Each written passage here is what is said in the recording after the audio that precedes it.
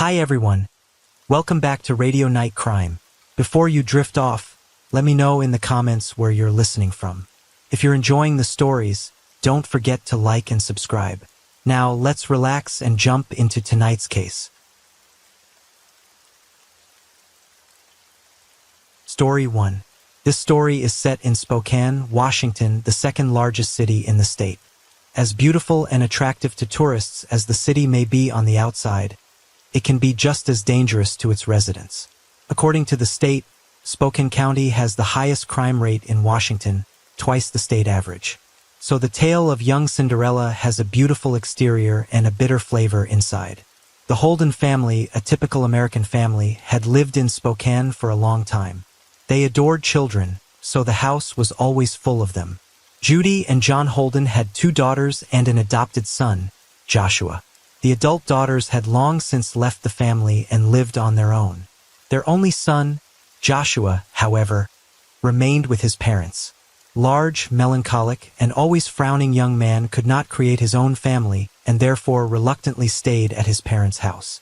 The desire to have a stable income in the form of significant benefits forced the Holden family to take more than 1 and not 2 children from the orphanage. Thus, one day, a sweet little girl named Courtney appeared in the Holden family. Courtney Corin Holden was born on February 28, 1992, and 2 years later found herself in an orphanage. Children of different ages dreamily prayed to the Almighty to give them a mom and dad, and one joyful day the girl's wish came true. Little Courtney went to Spokane. Courtney began living with Joshua and several other foster children. When the door closed behind her, the girl's dreams of a caring and loving family remained only dreams. If in the orphanage Courtney's life seemed sad and joyless, at the Holdens it turned into a real nightmare. From a very young age, she was forced to do all sorts of chores around the house. She had to clean the whole house, wash the dishes for all the family members after every meal. What was especially surprising was that the Holdens treated the other foster children much better, and no one could understand the reason for their hatred of this sweet girl. Judy Holden had reached a respectable age by then, and Courtney was the last child they had taken from the orphanage. Perhaps that was the source of their inexplicable anger. Courtney was even forbidden to go outside without permission. People who visited their home often heard Judy and Joshua mistreat Courtney, calling her Cinderella, as if she were a fairy tale character who in real life was a slave to her stepmother and evil sisters. Courtney found herself in a similar role, however. The girl turned out to be very responsive, and over the years of living with the Holdens got used to harsh conditions. She was afraid of her foster mother, and her brother Joshua inspired terror in her with his mere presence.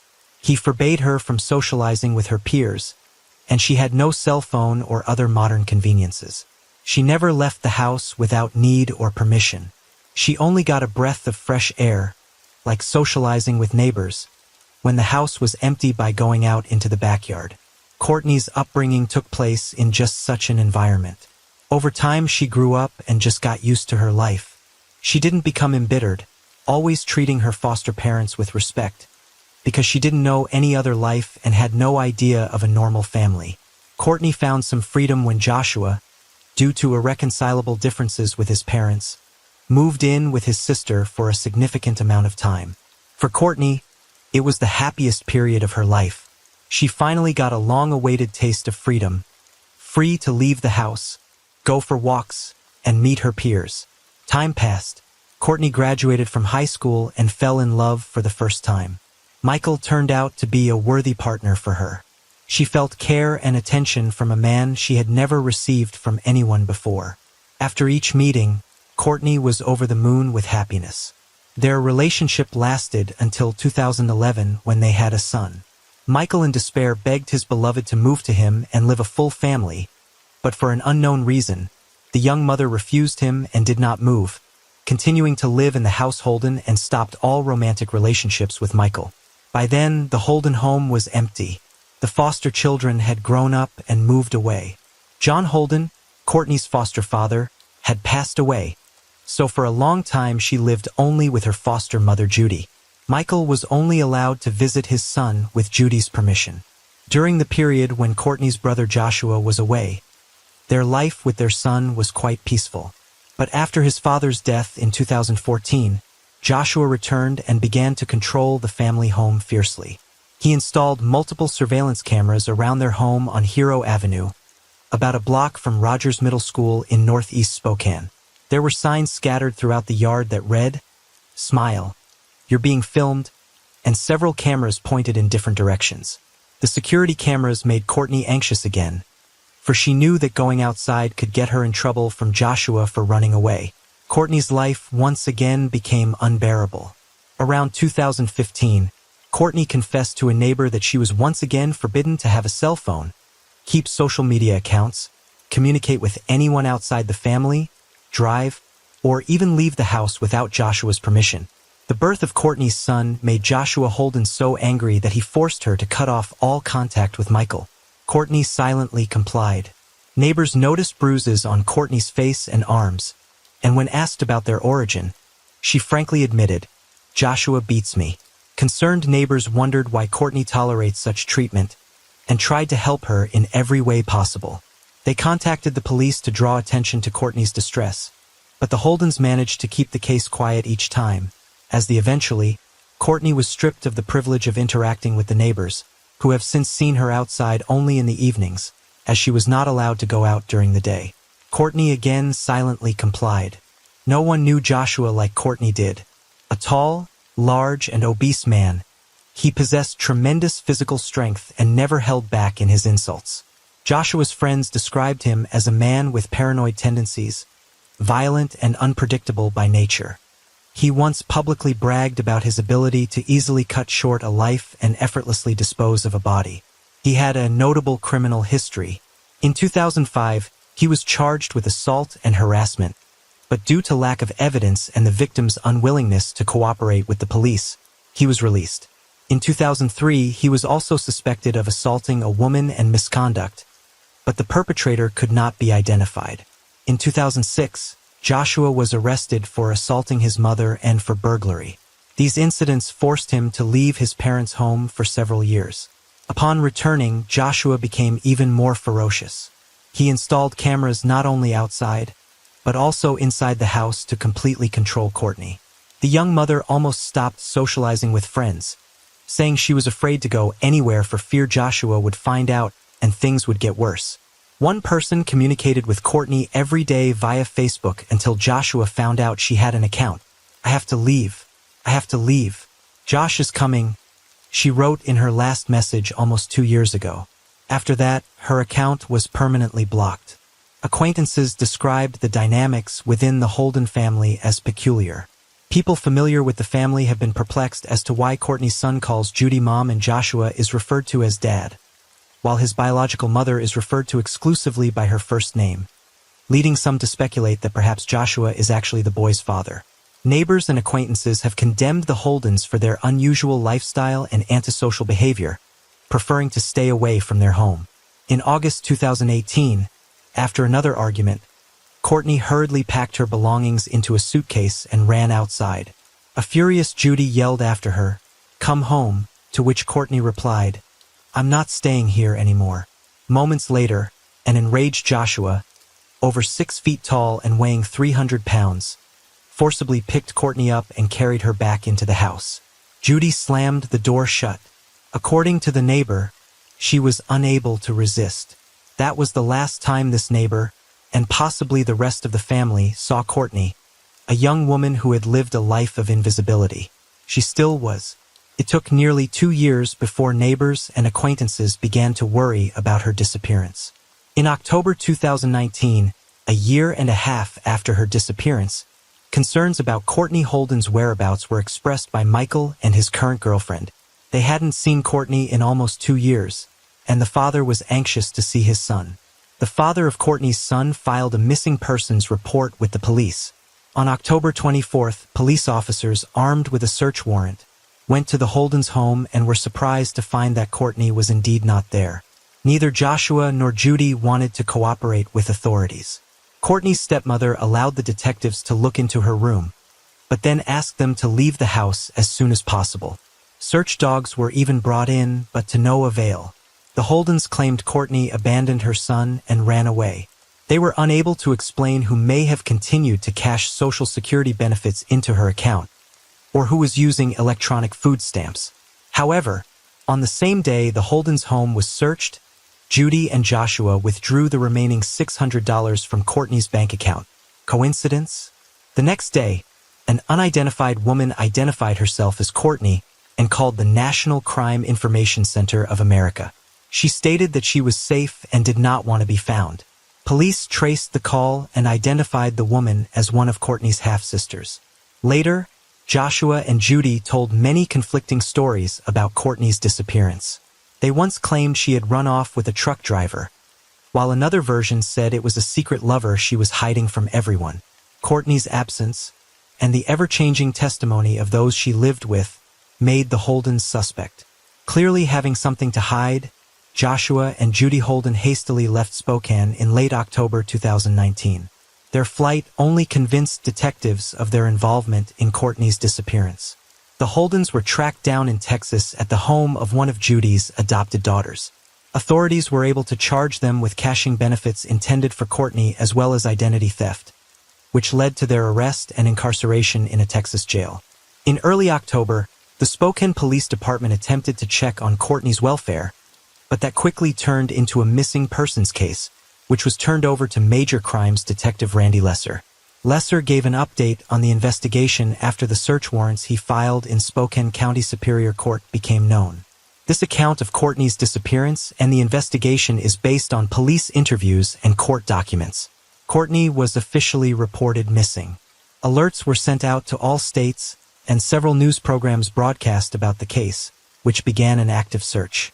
When patrol officers and detectives visited the home for various reasons, Joshua and Judy Holden refused to cooperate with the investigation. Unusual behavior when it comes to welfare checks and missing persons cases. On the day Courtney was reported missing, a woman who gave her name called Crime Check and said she was okay. The police dispatcher also spoke to the woman posing as Courtney. It was later revealed that it was actually Courtney's sister, who wouldn't tell Lesser why she was impersonating her, presumably to draw suspicion away from Judy and end the search. "It bothers me that she might be dead," Lesser said in an interview. Lesser expressed particular concern about Joshua's past. Joshua had been charged with assault in the past, but the case was dropped shortly before trial when the victim stopped cooperating with the prosecution. Investigators were in the process of obtaining DNA evidence, and court documents in the case indicated Holden was a suspect in another assault in 2003.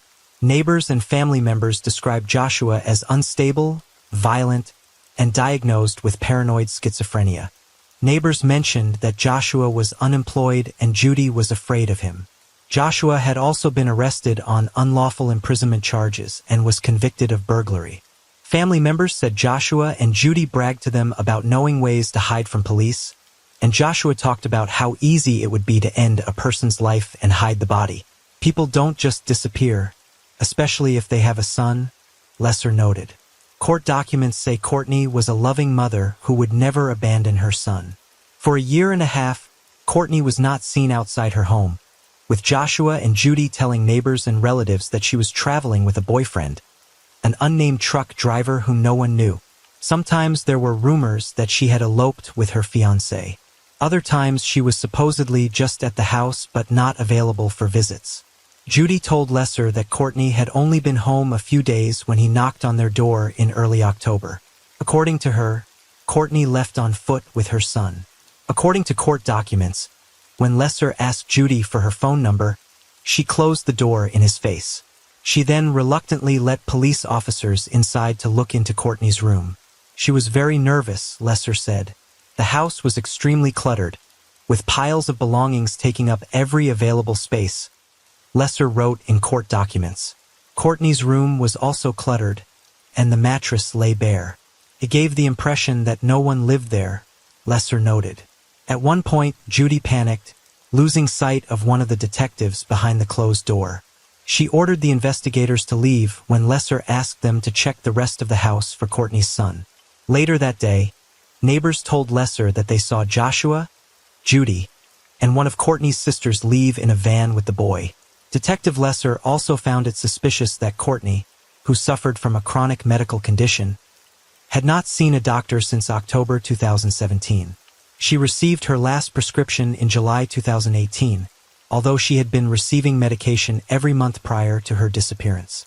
Despite the gaps in her medical records, money continued to be withdrawn from Courtney's bank account every month, and her card was used for groceries. Surveillance footage confirmed that Joshua and Judy were shopping with the boy.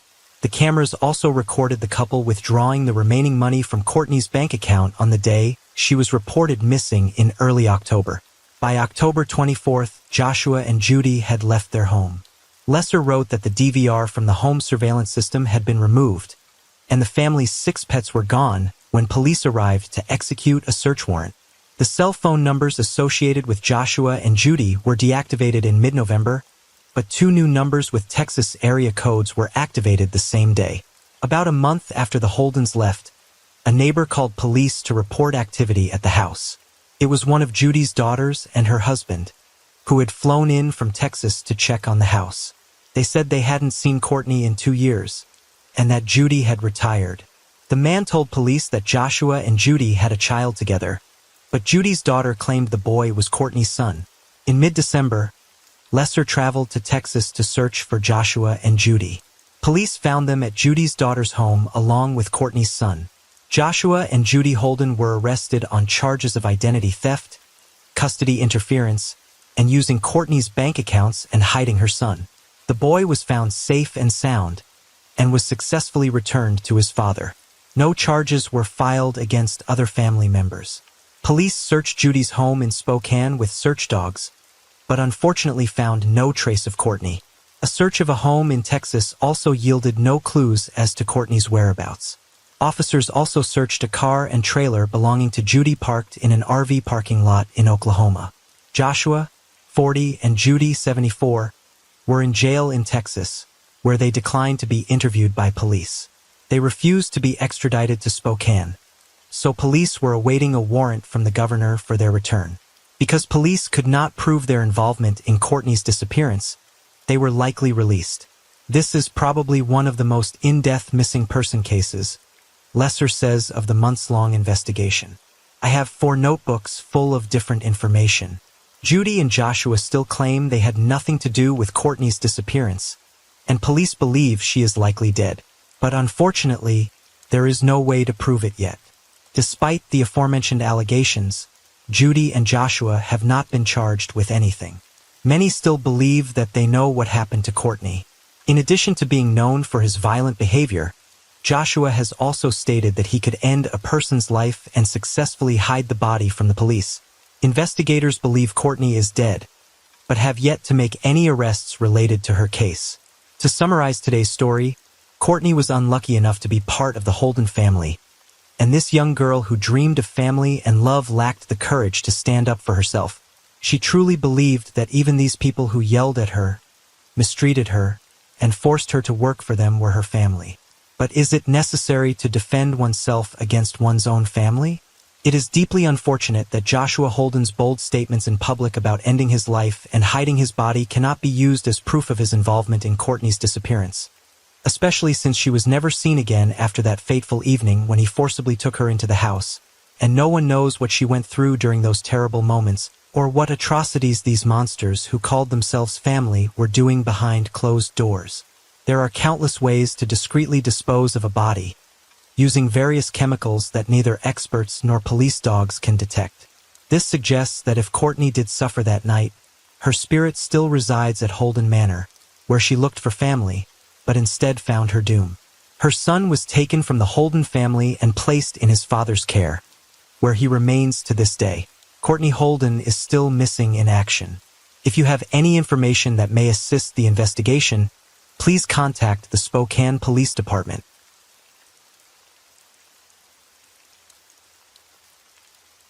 Story 2. Any life, even the most shameful, can be wrapped up in a beautiful wrapper. If you tell it in a calm voice and present the negative character as a victim of circumstances, you are sure to feel sympathy and regret for him. The fact is that many bad people have charisma, strength, cunning, and we sincerely believe that they were not always bad because often they made such circumstances and we, without noticing, find excuses for their disreputable deeds. But today we will not justify illegal actions and certainly will not cover anyone.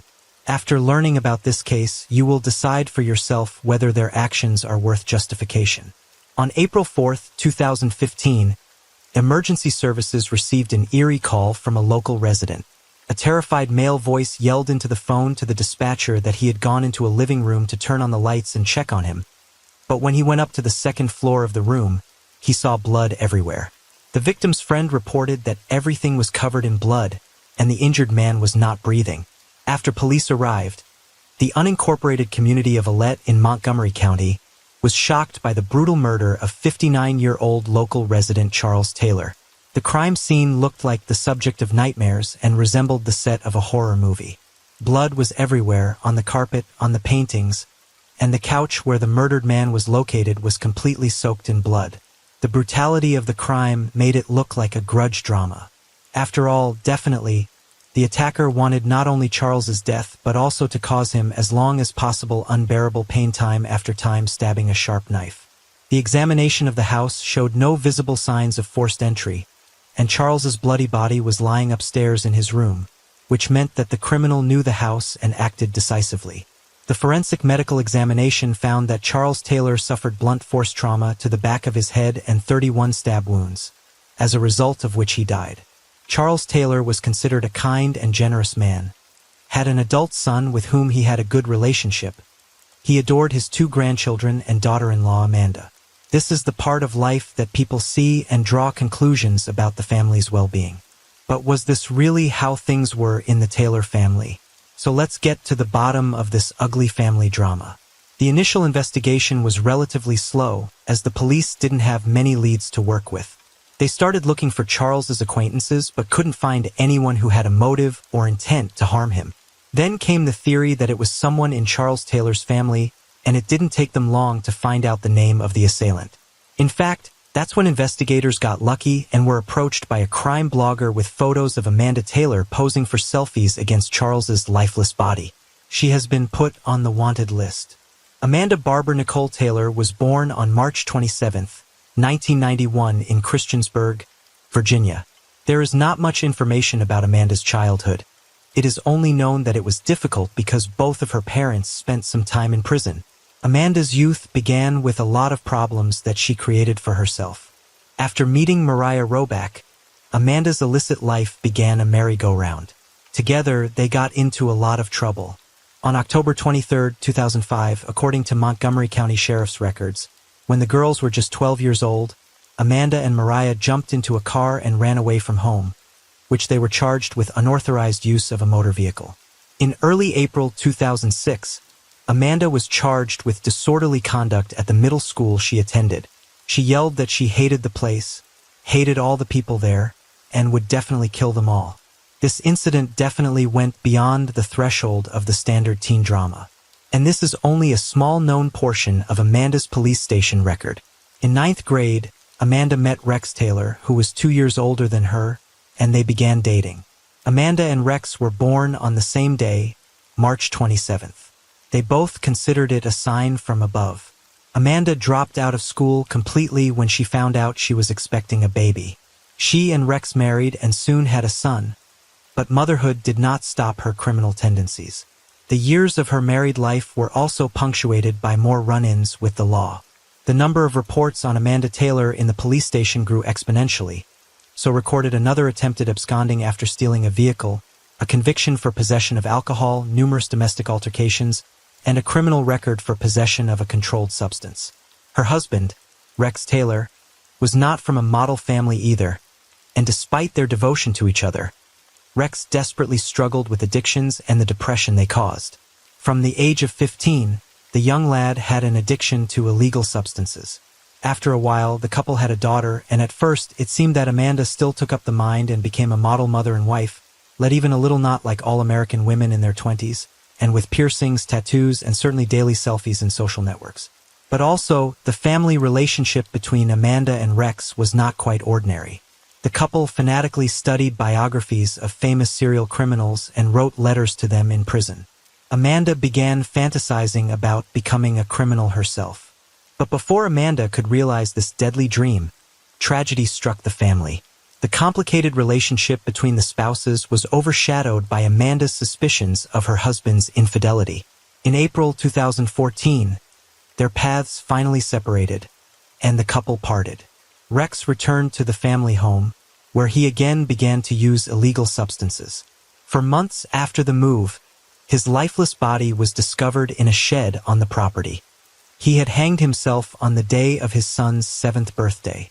After losing her beloved husband, Amanda lived with her mother and friend Mariah Roback from time to time. While staying with her friend Mariah, she also began a friendship with Sean Ball, another member of the Roback family. On March 27, 2015, on their shared birthday, Amanda went to Rex's grave and attempted to end her life. She was rescued and forcibly admitted to a psychiatric hospital because her antics and thought processes were clearly distorted and could bring harm to her and others. But despite her mother's insistence and pleas for prolonged treatment, Amanda was quickly released home. Once she was released from the psychiatric hospital, the situation seemed to escalate because of her unstable personality problems. So Mariah and her husband asked Amanda to move out. They also kicked out Mr. Ball, who had fallen madly in love with Amanda.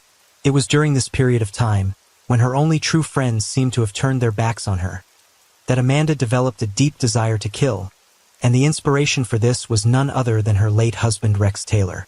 She wanted to do Rex justice and make him proud of her, and to do that, it was imperative that someone be skillfully taken dead. During his lifetime, Rex also had a fascination with serial criminals, so much so that his interest had long gone beyond a hobby.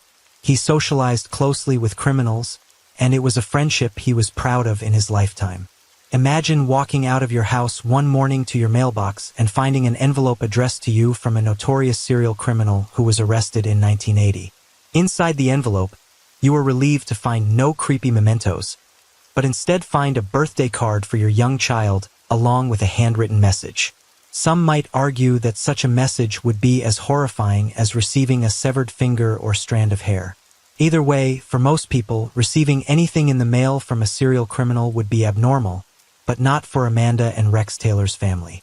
Rex's behavior and his willingness to communicate and receive experiences from known serial criminals and Amanda's obsession with crime has been confirmed by some horrifying revelations of past social media posts under her account. In several posts, Amanda glorifies a mass of criminals and their brutal attacks, including the mastermind behind the largest terrorist attack in American history, Timothy McVeigh, and two young men, Dylan Klebold and Eric Harris, who staged a mass crime at Collin High School. She aspired to become one of those ruthless criminals she idolized so much, and of course decided to start her career as a criminal with a vengeance.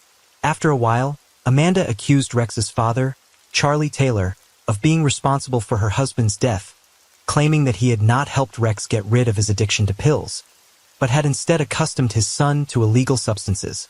And the cynicism and cold-bloodedness with which she took revenge on her father-in-law, Charlie Taylor, will send shivers down your spine. To commit her first major murder, she needed an assistant who would unconditionally agree with her actions. She was afraid she wouldn't be able to do it all by herself the first time, and she needed a willing accomplice to back her up if she got scared. And one Amanda already had, of course, it was the man in love with her, Sean Ball. The day she would take control of him was only a matter of time. Sean soon became the willing accomplice Amanda was looking for. However, he had no idea what he was getting himself into. So, Sean and Amanda devised their sinister plan with military precision and put it into action. On a spring April afternoon in 2015, Amanda and Sean went to Charles Taylor's dilapidated home in nearby Ironton, Virginia, at exactly 3:27 in the afternoon, the number that marks Rex and Amanda's birthdates. Charles had to give her money to fill an Easter basket for her beloved grandchildren. They sat and talked sweetly for about 30 minutes. Then Amanda plopped down on the couch next to Charles, and it was as if a switch had been flicked in her head. Amanda's behavior changed dramatically. She violently began stabbing Charles with a knife, at which time Sean hit Charles in the head with a tire iron. Then, after stunning Charles, Amanda again deeply stabbed the knife into his chest. At this point, it was like she couldn't see anything around her from rage, and Charles just looked at her and asked, "What are you doing?" As she stabbed him, he reached out and grabbed her hair, but Amanda continued to stab him and he continued to scream. Amanda Taylor stabbed her father-in-law Charles Taylor 31 times with a sharp bayonet knife. Every time she looked into his eyes, it was important to her that he knew she was the one who was killing him, and she wanted to feel his last breath. She wanted death for Charles to be a personal revenge. She stopped as her rage began to subside and the entire room was splattered with blood. But Amanda didn't stop there. She did something even more outrageous by taking a picture of herself next to the body and posting the picture on her social media accounts. Later that day, Amanda's mother received a disturbing phone call from an unknown number. With Amanda's voice on the other end of the line, she confessed through tears how much she loved her mom and how precious everything she had done for her, and through her tears she shared that she had done what she had to do, and it was something very bad. Her mom sensed the situation, and it was clear to her that something terrible had happened. She begged her daughter to come home to Christiansburg, but Amanda refused the idea and stated that she and Sean were on their way to Pittsburgh. It was no secret that Amanda was on a downward spiral, and it all started with a traumatic event that occurred almost 8 months ago when her husband Rex Taylor, who had struggled with depression and illicit substance abuse for several years, hanged himself. Authorities were subsequently shocked when they checked Amanda's social media profile. She was clearly very proud of the crime she had committed. Hoping for a quick resolution, the police issued a warrant for her arrest. However, by then, Amanda and Sean had already escaped. Amanda and Sean took a rather scenic route to escape, as if they were not on the run but planning a wonderful vacation. They took the Blue Ridge Parkway from Virginia to North Carolina. Judging from the crime scene photos, which show the sheer brutality of the crime, the officers had great fears that the perpetrators would continue to kill. And they were right, for Amanda didn't stop there. However, Amanda was not going to go unpunished for her crimes. After carrying out her intended crimes, she planned to eventually punish herself as well. Nor did she seek to keep her deed a secret. Shortly after she went on the road with Sean Ball, she began publishing posts on social media, taking responsibility for the murder and explaining that she did it for her husband. But Amanda and Sean weren't just on the run. They were stalking their next victim.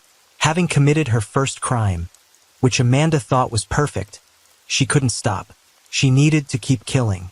At a gas station, they withdrew cash, filled up the car, and proceeded to Tennessee. Sean tried to talk Amanda into stopping and just going on the run, hiding, laying low.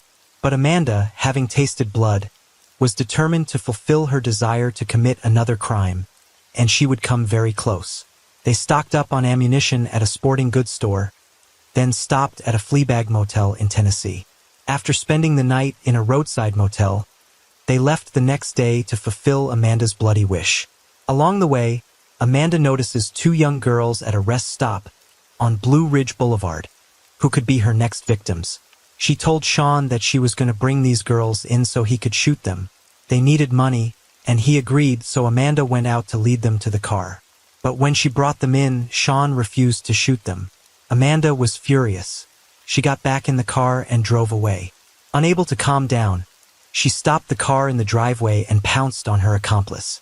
Sean was now in her sights. Amanda pulled a revolver out of the glove compartment, got out of the car, and walked to the passenger side where Sean sat with his eyes closed in terror. She was so beyond furious, but she spotted a random jogger right in front of her, and quickly pointed the gun at him and pulled the trigger. As luck would have it, Amanda missed, and the sound of the gunshot made Sean open his eyes and come to his senses. He saw that the muzzle of the revolver was pointed at him. Amanda said that before she killed him, she wanted him to know that she was only using it for the gun and the car. She then pulled the trigger, shooting Sean right in the face. Amanda took a picture of Sean's bloody face to post on social media and drove off, leaving him bleeding on the side of the road from the gunshot wound. Now she was on the run alone. They had guns, firearms, they had stolen them from a relative's house, and they had already bought ammunition and magazines for the same weapon, said Police Captain New. They both seemed to be in agreement on what was going to happen, and it was going to start with the murder of Charles Taylor. Police were on the trail, and Amanda continued to post notes. In her next social media post, she revealed that she took Sean's life. While at a traffic stop in a field, Amanda took a picture of a silver revolver in her lap and posted it to Instagram with a caption. The post was more like a suicide note. Okay, it's about that time. I'm gonna find my husband in hell and finally find peace. I love you, Mom, and my beautiful children, and I know you will give them the life I could never give them. I will finally be free. The cops were actively monitoring Amanda's account in hopes of tracking her down, and they did. Surveillance video from gas stations along the route of the white SUV the perpetrators fled in also helped police get on the trail. Cell tower signals were able to locate Amanda on a North Carolina state highway. Patrol officers spotted the white SUV heading east on I-40 near Asheville when she tried to stop. No matter how much she ran, she didn't give up without a fight. Law enforcement prepared. They knew she was armed and extremely dangerous. This reality was further reinforced by another sobering social media post that surfaced later that day that said, "Okay, the time is about to come when I find my husband in hell and finally become one with him."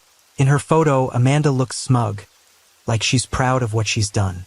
After a 2-mile stretch of spikes that were strategically placed in Amanda's path, eventually all the destruction and chaos was over. Amanda was taken into custody around 8 o'clock the next morning. Police officers pulled Amanda out of the car and handcuffed her. Sean was found dying on the side of the road by paramedics. In the interrogation room, Amanda acted as if she didn't care about what was happening. She was sipping a soft drink and playing with her hair before Captain Robert New and another detective walked in. When questioned, Amanda waived her right to remain silent and confessed to everything. She really did look like she felt at home. After talking to the investigators, Amanda learned that Sean wasn't dead. The bullet had gone right through his jaw, causing him to pass out from the pain, but otherwise leaving no marks on him. Then, in a blood-chilling revelation, Amanda announced that she wanted to go to the death chamber. "Do you have a choice? I would prefer just the death penalty," Amanda says in the interrogation tape. "I kill people. I deserve to die. It would be better if I just go. It would be better for my children if I could just get the death penalty and go." Then, in a stunning turn of events, Amanda found herself recanting her words and pleading not guilty in front of the court. But at the trial, Amanda did recount her crime in great detail and insisted that she had done the right thing in taking the life of old Charles, who had taken Rex from her. She said that at first she'd been very angry with Rex for doing that to her, but then she'd been more angry with his father. Amanda admitted that she wanted Charles to feel the same pain that she had felt. Her argument was that she had killed Charles because she blamed him for the death of her husband Rex, whom Charles had allegedly given illegal substances to, according to Amanda. And the moment Charles started talking about Rex again, Amanda looked at him and started stabbing him, and it became the most alive thing she had felt since Rex had died. She admitted that she was very happy in those moments when the knife entered her father-in-law. Finally, Amanda vented all of her accumulated hatred and anger. She did it to get attention, and by not pleading guilty, she got the opportunity to talk about the case, said Captain Robert New. Amanda's explanation is disgusting. After all, she compares the feeling of the crime to a happy memory. At the November 2015 trial, the jury heard how Amanda stabbed Charles 31 times, and that she aimed for his face and chest. It took the jury just 30 minutes to find Amanda Taylor guilty of first-degree murder. She was sentenced to life in prison. The judge called her the epitome of evil. As part of the plea bargain, Sean Ball agreed to a suspended 60-year sentence after 41 years in prison. Sean admitted that he is not worthy of sympathy and is completely remorseful for what he did. But there is a guilt that he has to live with every day and wonder what caused this to happen in his life. Sean Ball was jailed for 41 years after admitting to second-degree murder as part of a plea bargain. The 60-year prison sentence was suspended, except that Ball had to serve 41 years and 1 month. Amanda recently appealed her conviction and lost. She said she plans to appeal her conviction to the Supreme Court if she has to. Obviously, Amanda didn't become a serial offender, but she gained notoriety as a killer selfie taker. Amanda Taylor made a heartbreaking confession during a phone interview for a popular show from prison. When asked about why she took selfies with her body, she said, "I was just really excited and thought I wanted to take a picture so I could post it and show everyone. It made me really happy, finally." She said she has absolutely no remorse for what she did to Charles Taylor, because she did exactly what she wanted to do. Amazingly, during this time, she gave a local reporter a phone interview in which she compared the thrill of being stabbed to riding a roller coaster. She said, "It was like my first roller coaster ride because of all the nerves and the feeling of freedom. That's how I felt. It wasn't what I had in mind at all. It's not what you see in the movies. It's a real animal sensation." Amanda Taylor had committed a terrible crime and wanted more. People who knew Amanda Taylor described her as a very dark and sinister woman who was obsessed with death, crime, and serial offenders from a young age. Her social media pages were filled with images of bizarre death scenes. If any woman has ever gone insane, it's Amanda Taylor, and it's so often the case that it wasn't supposed to happen. The people who loved her tried their best to stop her madness, and the people she turned to for help turned a blind eye. Now, Amanda is being punished for all the destruction she was so encouraged by. This is how the career of Amanda Taylor, who dreamed of becoming a famous serial criminal, ended. Each of us goes through different phases in life, going through our own traumas and experiences. And when we look at bad heroes, learn about their past, we unwittingly try it on ourselves. Admit it. Have you ever dreamed of killing the neighbor who listens to music loudly at night or pisses you off because he parks in your spot? But reconsider the story and better just shout by the lake or in the woods. They say it calms and returns moral balance.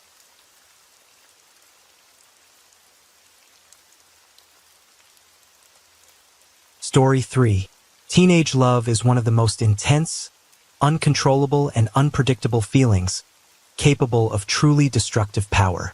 It is the first conscious experience of tender and passionate sensations, triggered by hormonal changes, as well as shifts in social interactions between a teenager and those around them. However, everyone sees and experiences this delicate feeling in their own way. Since this is an age of rebellion, self-discovery, and a quest for self-affirmation, young people often resort to reckless actions to impress their significant other, win their attention, favor, and admiration. In the spring of 2017, a series of extremely brutal crimes occurred in the quiet and peaceful town of Lawrenceville, located in the state of Georgia. These crimes resulted in the deprivation of life of 2 people and left 4 others in mortal danger. An elderly couple was tortured and beaten to death for money. 2 students were severely injured, but miraculously survived, and prompt intervention by law enforcement helped stop the bloody spree, preventing the young offenders from completing what they had started. The story of these young criminals, 17-year-old Cassandra Bjorga and 19-year-old Johnny Ryder, was compared in the press to the plot of Romeo and Juliet, as the lovers wanted to end their lives together. However, they preferred to compare themselves to Bonnie and Clyde, even though they were not familiar with the history of the legendary criminal duo. The most terrifying aspect was that this criminal pair targeted members of their own families, aiming to rid themselves of all their loved ones. Love at first sight. Cassandra Bjorga and Johnny Ryder first met in late January 2017 in the company of mutual friends. At that time, Cassandra was 17 and still in school, while Johnny had just turned 19 and had already been married and divorced. He was not ready for family life, and the marriage was a forced measure because his underage girlfriend had become pregnant. However, the pregnancy ended prematurely and their union fell apart within half a year. When Johnny first saw Cassandra, he was captivated by her and fell head over heels in love at first sight. Despite her petite and attractive appearance, Cassandra was a bundle of powerful and unrestrained energy. She was seriously engaged in Tang Soo Do, Korean martial arts, as well as Taekwondo and Wushu. Bjorga had even participated in various competitions multiple times, but eventually quit training, claiming she lost her ability to concentrate due to emotional turmoil.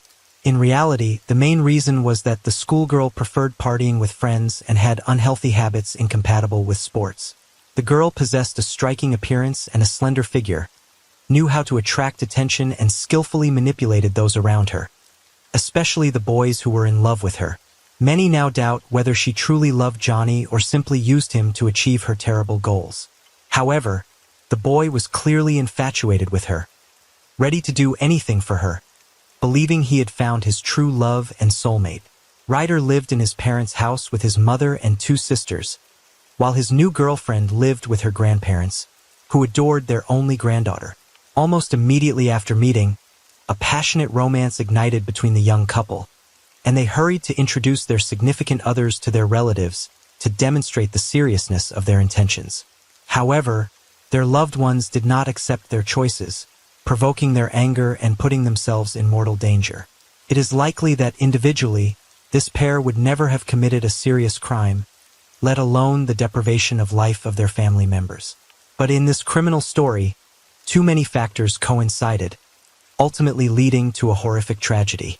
Johnny shared his girlfriend's addiction to prohibited substances, was easily influenced and manipulated, while Cassandra was the generator of monstrous ideas that her boyfriend was willing to execute without question. What is known about Cassandra Bjorga?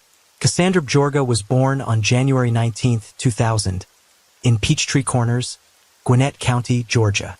She was the only child of Amanda Sterling, who had her out of wedlock. Cassandra never knew her biological father and never had any contact with him, while her mother was more focused on her personal life than on raising her daughter. As a result, Cassandra had behavioral and aggression issues from a young age. When Cassandra turned 15, her mother married a man named Stephen. Her stepfather began showing an unhealthy interest in his young stepdaughter and made advances towards her. Cassandra tried to tell her mother about this, but she did not believe her, thinking that her daughter was making it all up since she was a pathological liar and constantly got into various troubles. The schoolgirl then called her grandparents, Wendy and Randall, and complained to them about what was happening. The elderly couple became seriously concerned about the situation and decided it would be better if their only granddaughter lived with them.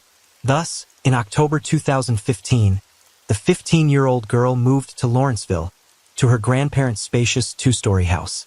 There, she had her own room, and her grandparents provided her with everything she needed, rarely denying her anything.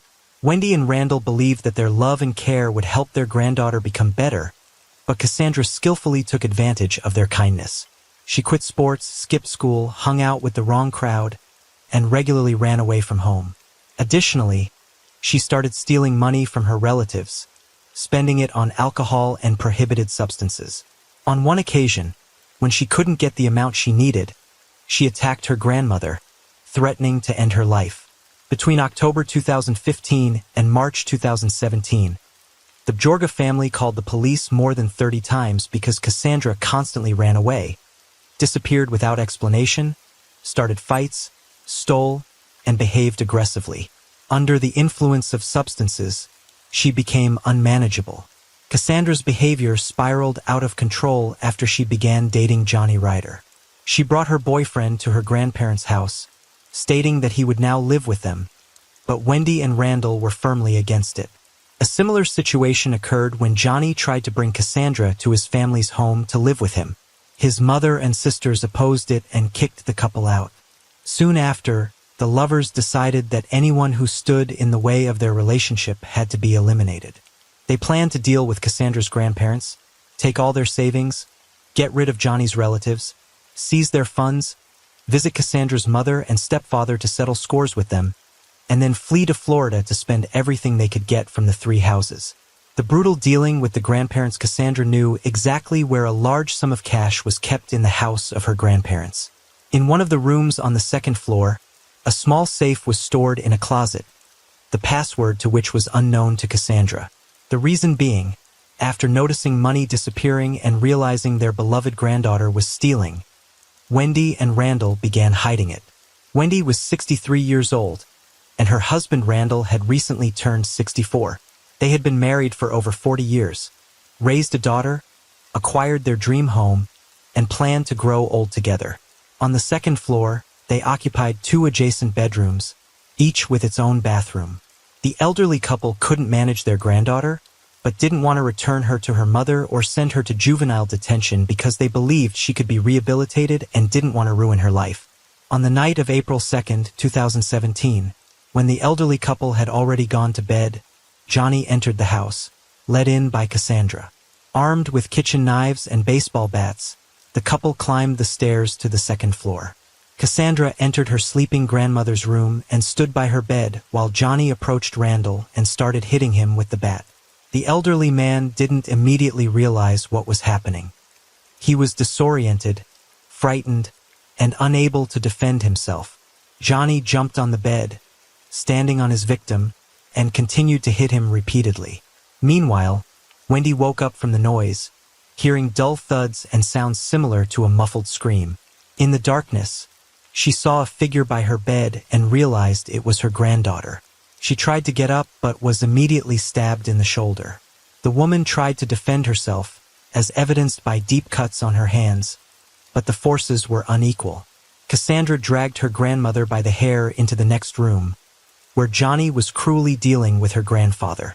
The young couple tied the elderly pair with tape and continued to beat them, demanding the safe's code, threatening to end their lives if they didn't comply.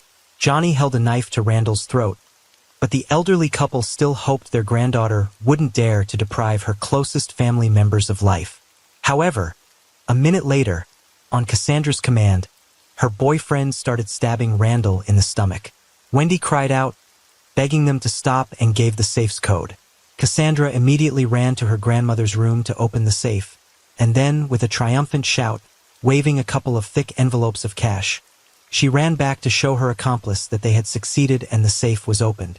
However, the torture of the elderly couple didn't end there. Cassandra and her boyfriend continued to beat them, trying to get the passwords to their bank cards to take more money.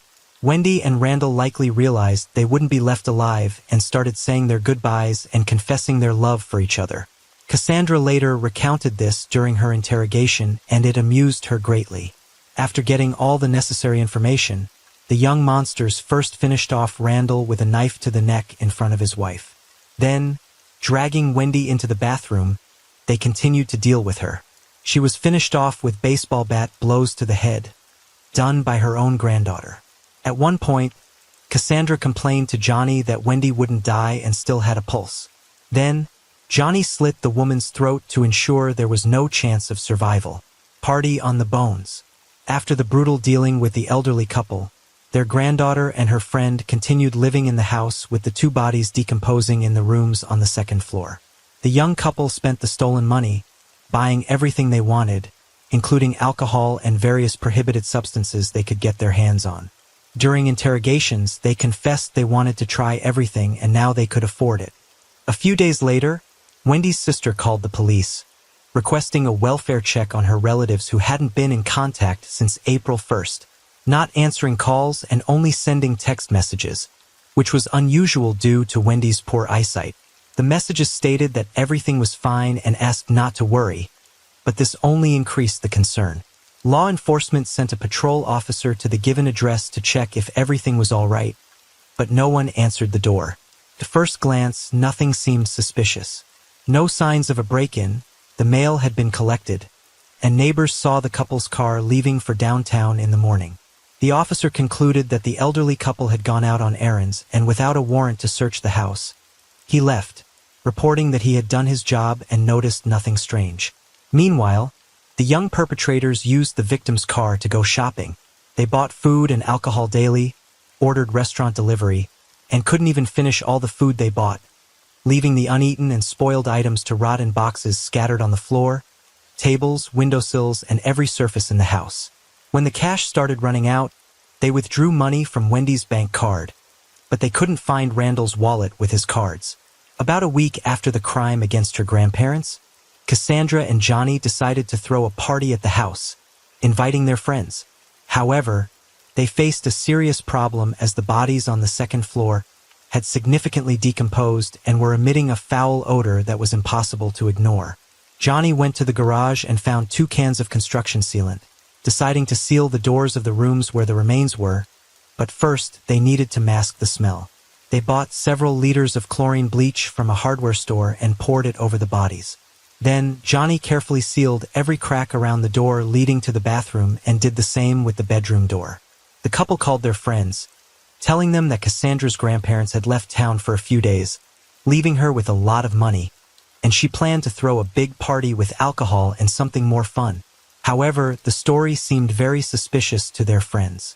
Most of them knew how many times Wendy and Randall had called the police because they couldn't handle their granddaughter, so no one dared to attend this strange party. In the end, only a small, bad company of troubled teenagers gathered at the house, including those who could get prohibited substances, and agreed to do so for a reward. Even in a state of intoxication, The guests complained about the terrible smell, which Cassandra blamed on a clogged sewer. The next day, the perpetrators decided it was time to leave the house, as staying there had become unbearable. However, they were running out of cash and had nearly exhausted the funds from the card, so they needed more money for their escape. The plan to get it had been brewing for a while and now needed to be executed. But for this, more of their relatives had to lose their lives. An accidental victim saved the family. On Friday, April 7, 2017, the couple broke into the Ryder family home, as Johnny had keys. They arrived in the morning when Johnny's mother and sisters were at work and university. They managed to ransack the house and find some money and valuables to last them for a while. The perpetrators armed themselves with baseball bats and also bought bear spray, an aerosol similar to pepper spray, but much larger and more powerful. This special aerosol, used to repel aggressive bears, contains strong tear and irritant substances, causing chemical burns to the skin and mucous membranes, provoking severe coughing and intense pain. For a human, this weapon can be deadly. They knew approximately when each family member would return home. The plan was to attack and deprive them of life one by one and then escape with the loot. By Monday, no one would be looking for the mother and sisters, assuming they had gone away for the weekend, giving the perpetrators a couple of days' head start. Johnny's younger sister, Melissa, was the first to come home after her university classes, but unexpectedly, she arrived with her boyfriend, whom she had invited over to be alone while no one was home. This complicated matters, but the criminals decided to stick to the plan and add another victim to their blacklist. When Melissa and her boyfriend entered and saw the mess, they realized there had been intruders, likely burglars. Melissa immediately ran to the phone to call the police, but didn't get the chance. The room began to fill with an acrid orange smoke that made their eyes water, their throats burn, and their skin feel like it was on fire. Suddenly, two figures armed with bats appeared, their faces covered with scarves, and began to beat the students. However, the victims unexpectedly put up serious resistance. A fight ensued, and the attackers, not expecting the bear spray to be so powerful, began to choke themselves. In the midst of the struggle, the front door suddenly opened, and the homeowner, Johnny's mother, who had returned from work earlier than usual, appeared. She screamed and called 911, while the perpetrators managed to escape through the kitchen door. During the attack, Cassandra dropped the car keys they had come with, but Johnny, during the robbery, had grabbed spare keys to his mother's car, which they used to flee, abandoning the main evidence, a vehicle registered to the late Randall. The couple didn't expect Melissa to come home with her boyfriend, as attacking and ending the lives of two strong young people at once was no easy task. Although the criminals immediately decided to eliminate the additional witness, fortunately, they failed to complete their plan. They overestimated their abilities and clearly underestimated the potency of their chosen weapon, House of Horrors. Both victims of the attack survived, but were hospitalized with varying degrees of injuries and chemical burns. Law enforcement officers who arrived at the scene were intrigued by the abandoned car in the backyard, which did not belong to the Ryder family. Checking the license plates, they discovered the car's lawful owner. It quickly became clear that the police had been called to the home of the car's owner earlier that week, but no one had answered the door. Officers immediately headed to Randall and Wendy's residence, and this time, after unsuccessful attempts to get a response, they forced the door open and entered. The stench of decay hit them immediately, clearly coming from upstairs. In one of the bedrooms, there were bloodstains on the bed and floor, and the open closet revealed an empty safe. Getting into the other bedroom was impossible because the door had been sealed shut with construction adhesive, requiring time and effort to cut through. When the police finally entered, they were met with a horrifying sight. On the floor lay the decomposing body of an elderly man with his hands tied behind his back and signs of severe torture. The bathroom door was also sealed, taking more time to break through. Inside, the remains of the homeowner's wife were found. It was evident that she had been tortured and beaten before her throat was slit, which caused her death. The house was in complete disarray, with trash, boxes, and containers of spoiled takeout food everywhere, empty alcohol bottles, and the sink filled with dirty dishes. Police had visited the house dozens of times over the past year and a half, and knew that the deceased couple had a granddaughter who frequently ran away, behaved aggressively, and got into trouble. She became the prime suspect in this case. But where to find the minor accused of such a heinous crime? Dangerous guests. When the injured Ryder family members were informed about the events at the Jorga house, they immediately pointed to Cassandra, stating that Johnny could be her accomplice because he was infatuated with her and might follow her lead. The young perpetrators and robbers were declared wanted, along with the car they escaped in. After fleeing the scene, the couple went to a store and bought 5 liters of milk to wash off the bear spray residue and relieve the painful burning. After some thought, Johnny remembered his best friend from high school, Jason, with whom he had been inseparable during their senior years, but had almost lost contact after graduation. The criminals decided to seek help and temporary refuge at Jason's home. Jason was very surprised when his former classmate appeared at his apartment with a girl. The pair looked frightening, but Johnny claimed they were in trouble and had nowhere else to turn. According to Johnny, he had a severe argument with his mother over his girlfriend, whom she disapproved of. Allegedly, his mother kicked him out and sprayed them with pepper spray, affecting both of them. The uninvited guests asked to take a shower and clean up. Jason and his mother were very kind-hearted and allowed the couple to use their bathroom, gave them clean clothes, fed them dinner, and even offered them to stay the night. The pair accepted the offer since they had nowhere else to go. In the morning, the apartment owner prepared breakfast and coffee for everyone.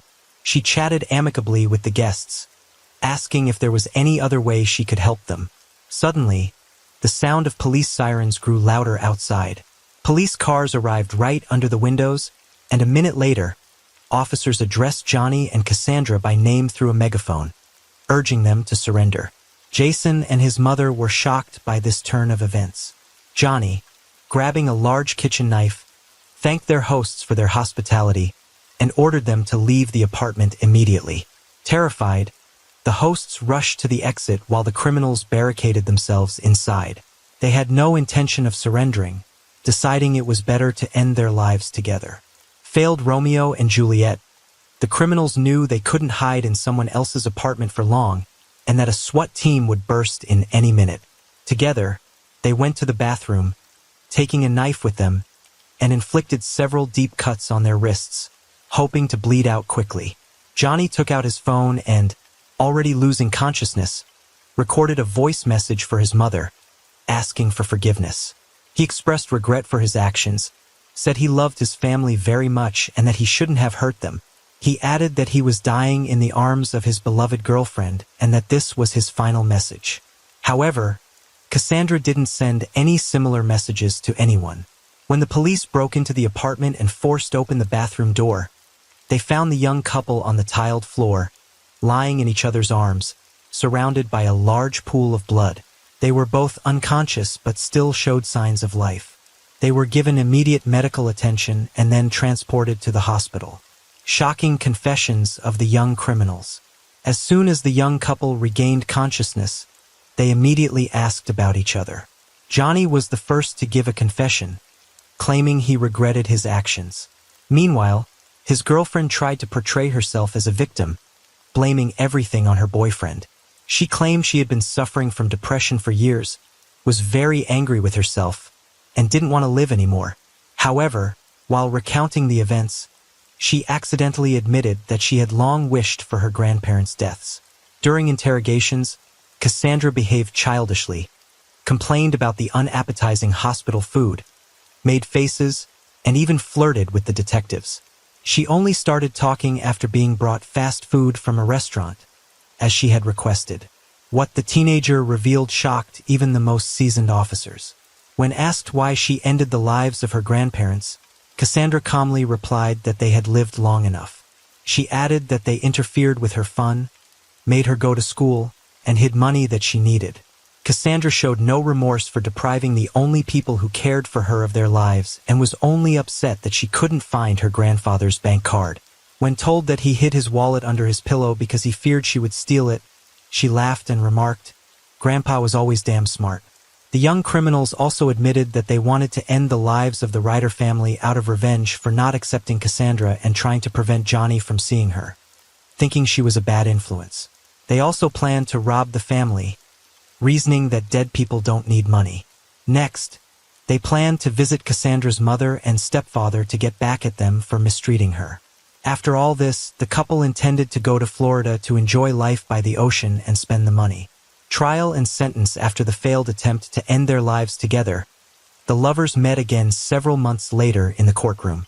It seemed that there was no love or passion left between them, as they consistently blamed each other, argued, and even resorted to insults. In the end, both pleaded guilty to the crimes against the elderly couple, the attack on the students, and the robberies. The court found Cassandra Bjorga and Johnny Ryder guilty on all counts and sentenced each of them to 2 life sentences with the possibility of parole after 60 years. Johnny expressed genuine remorse and apologized to everyone he had hurt, while Cassandra stated that she had nothing to apologize for.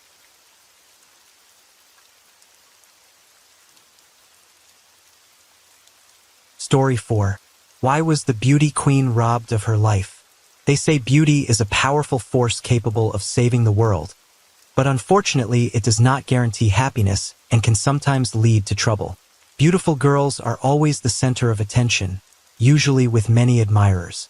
However, renowned beauties and crowned beauty queens are not only surrounded by fans and patrons, but also by many envious people, ill-wishers, and obsessed stalkers capable of unpredictable actions.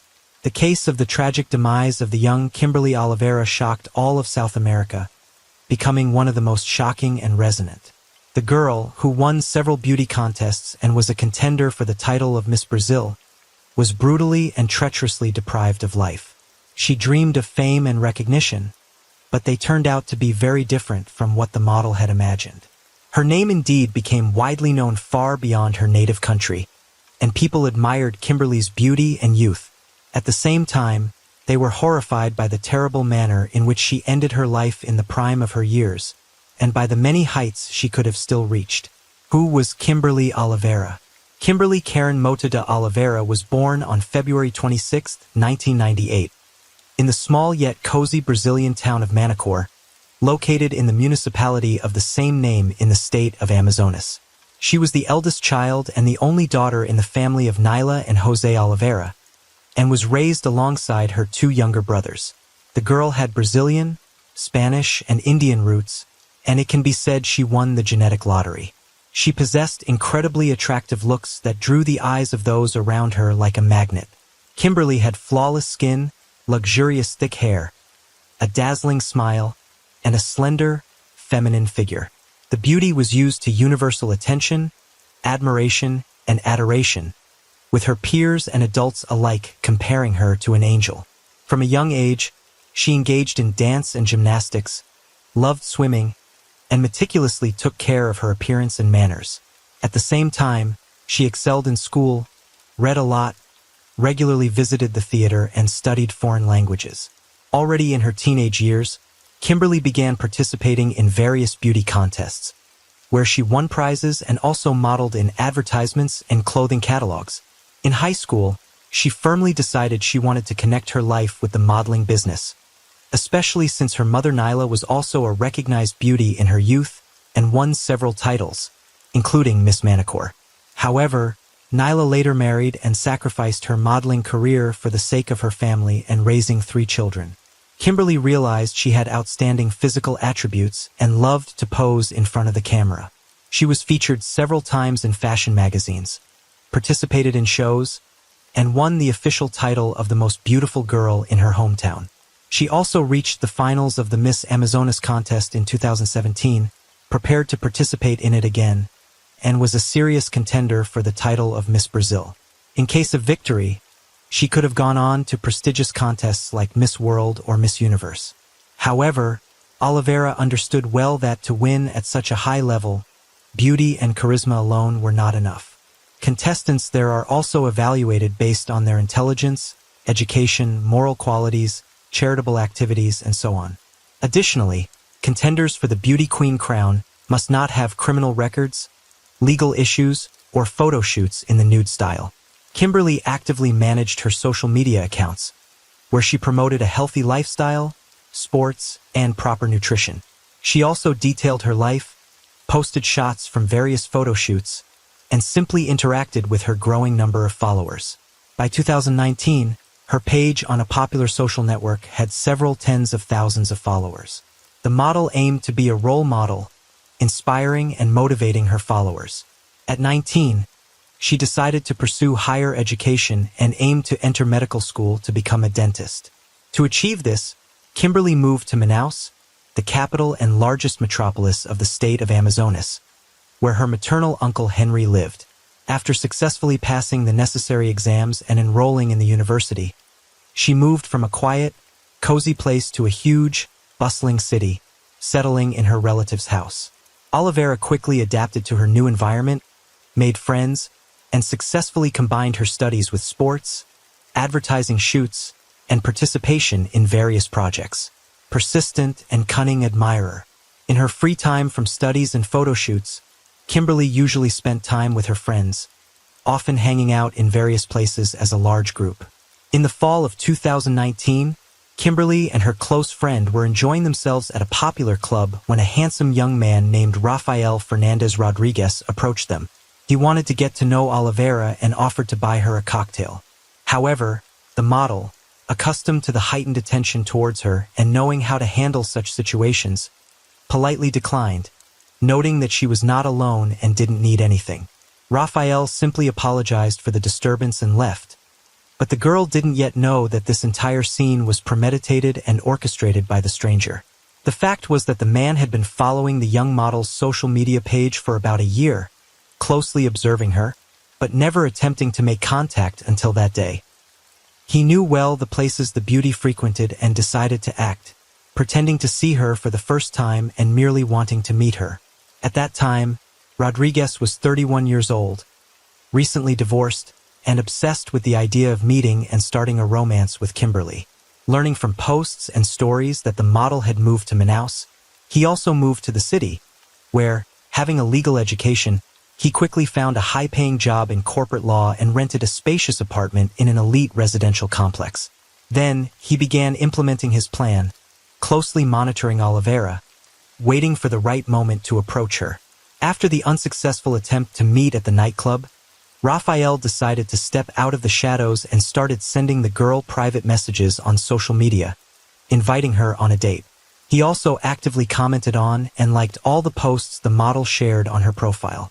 For several months, she ignored the persistent follower, paying him no special attention, as she regularly encountered similar situations, and this guy didn't particularly stand out.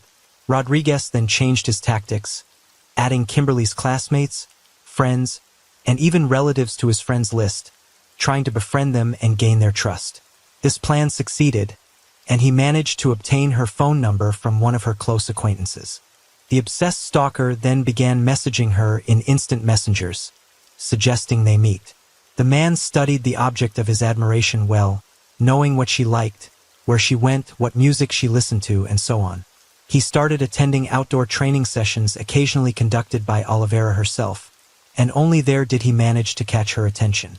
They finally talked, and after that, they began regularly calling and messaging each other on social networks. Rafael managed to pique the girl's interest as he was well prepared. Despite a significant age difference of almost 10 years, an easygoing friendship developed between the young people. The man cautiously approached, trying to court and please the without scaring her off, but also not letting her forget about him. His tactic worked perfectly, and in March 2020, Kimberly and Rafael declared themselves a couple and started officially dating.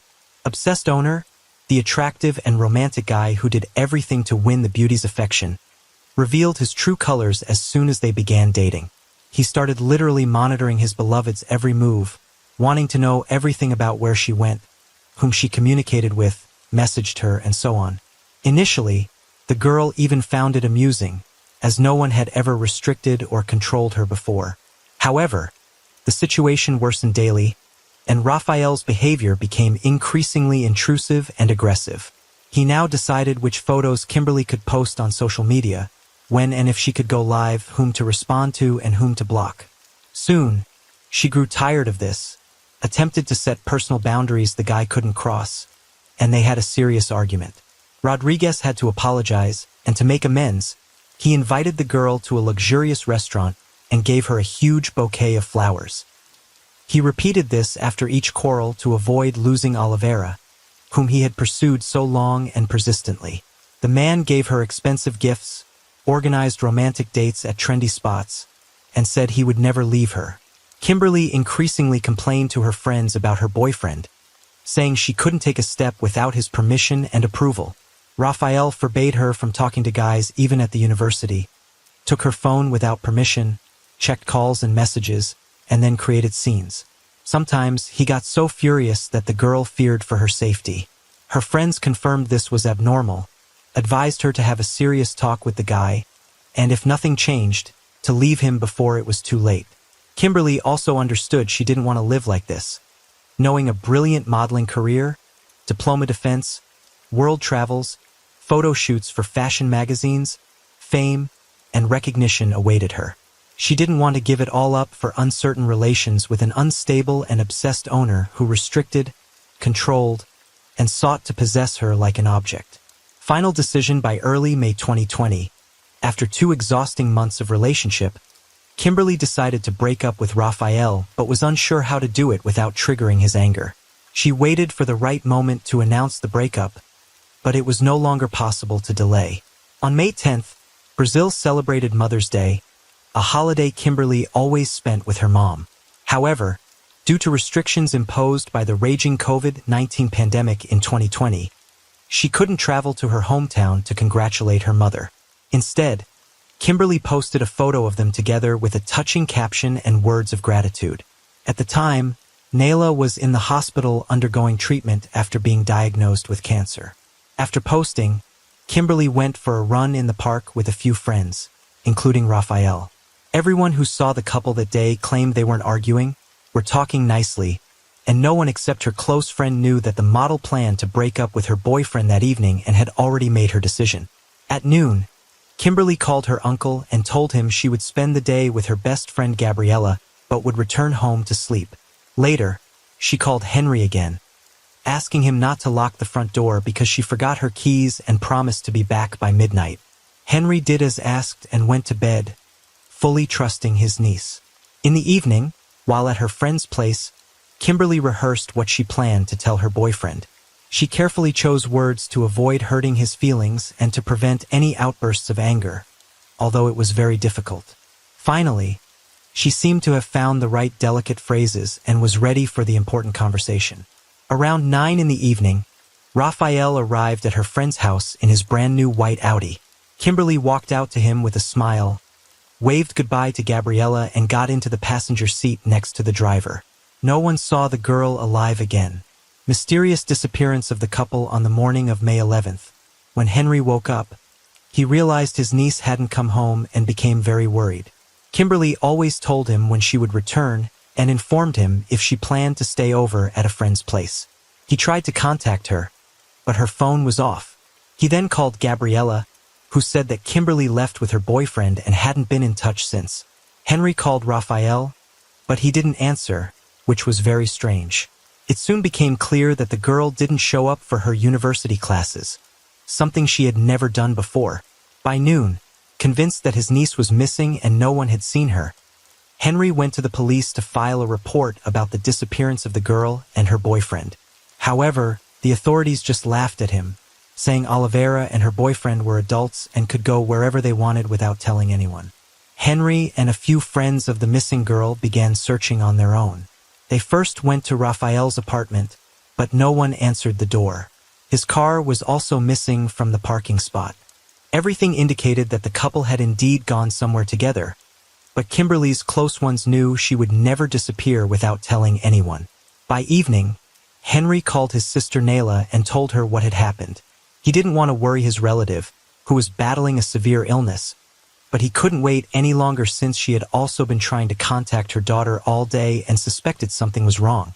He tried to reassure her that nothing bad could have happened to Kimberly since she didn't keep bad company, had no harmful habits, and avoided trouble. Kimberly's friends began massively posting her photos on their social media pages and various groups, asking for any information about the girls or her boyfriend Raphael's whereabouts. Since the young model was quite a popular figure, news of her disappearance went viral and thousands of followers joined the search. However, this yielded no results. grim discovery in a locked apartment, the police only began to act on May 12th, nearly 2 days after the couple's disappearance. A search warrant was obtained for Raphael's apartment, as it might contain clues or hints about the whereabouts of the young people. But what the authorities discovered when they forced open the locked door and entered the premises shocked everyone. Kimberly was in one of the rooms, but unfortunately there was nothing that could be done to save her. The lifeless body of the young girl lay on the bedroom floor in a large pool of her own blood, covered with a sheet. There were also several large bloodstains on the bed, and blood traces and smears on the carpets and floor coverings were found in almost every room. It was evident that the criminal had panicked, trying to cover up the evidence, but soon realized it was futile and simply fled, turning the air conditioner on full blast to slow down the body's decomposition, so no one would suspect a body was in the apartment. The forensic experts found 4 stab wounds on the victim's body, 2 to the chest and 2 to the neck. The weapon used was a large kitchen knife, which lay in the next room with traces of blood and clear fingerprints of the criminal. The perpetrator didn't even try to get rid of it or wipe off the traces, but just threw it on the floor. Judging by the absence of defensive wounds or signs of a struggle on the body, the girl was most likely attacked suddenly when she least expected it. It appears the attack happened on the bed, but she was finished off on the floor with a blow to the neck, severing her carotid artery.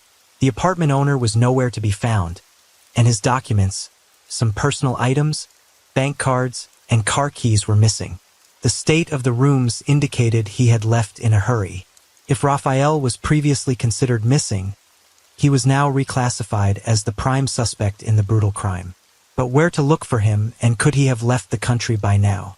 Hunt for the fugitive criminal. The forensic examination confirmed that the fingerprints on the crime weapon belonged to the missing Rodriguez. No traces of other people were found in the apartment. At the time of the crime, only the criminal and the victim were present, dispelling any remaining doubts about the man's guilt. Alerts about Raphael were immediately sent to police stations across the state and circulated widely on social media, noting that a dangerous criminal was being sought and requesting any information about his whereabouts. Additionally, a search was launched for the white Audi that the suspect drove. Detectives understood that every minute counted, so they checked all reports from vigilant citizens. On May 13th, news came that a white Audi was found crashed in a ditch by the roadside in the neighboring state of Caracaray. The car, as it turned out, belonged to the suspect. Surveillance footage showed Raphael driving at high speed. Seems he lost control. The car veered off the road and overturned. However, it was unknown how badly the driver was injured and where he went. There was speculation that he might have hitchhiked to the Venezuelan border and fled there. Failed attempt to cross the border. It was soon learned that the injured man in the accident was indeed picked up by a passing car and taken to a nearby town. There, Rodriguez took a taxi to the nearest bank, withdrew almost all the money from his account, and then took the same taxi to the border town of Boa Vista. From there, he attempted to cross the border into Venezuela on foot to escape justice. Fortunately, his attempt to leave was unsuccessful. Due to restrictions related to the worsening COVID-19 situation, the man was not allowed to pass. He could have returned to Boa Vista, a city of nearly 300,000 people, and tried to blend in, but detectives found out that the suspect preferred to hide in the wooded area, waiting for things to quiet down. After a couple of days of searching, the fugitive was found deep in the forest, in a small hut almost camouflaged by the surrounding environment. However, the arrest didn't go smoothly. The police were suddenly attacked by men wielding machetes, whom Rodriguez had hired from the local population for personal protection, paying them generously in cash. Fortunately, there was no bloodshed, as the authorities showed their badges and explained they were there to apprehend a dangerous criminal. They informed the bodyguards that aiding the criminal could result in serious legal consequences for them as well. Raphael's version: by the time the main suspect was arrested, the police already had all the evidence of his guilt, so denying it was pointless. Surveillance footage showed Kimberly getting into his car, arriving at his place, going up to his apartment, and then Rodriguez leaving alone a few hours later, fleeing the scene. Interestingly, in all the videos, the couple appeared calm, chatting pleasantly and smiling. Raphael left the apartment calmly, clearly not feeling fear, remorse, or guilt. Under the weight of evidence, the suspect admitted his guilt, but presented a rather strange version of the events of that day. According to him, he and his beloved decided to have a romantic evening and went to his apartment for that purpose, where they had intimate moments.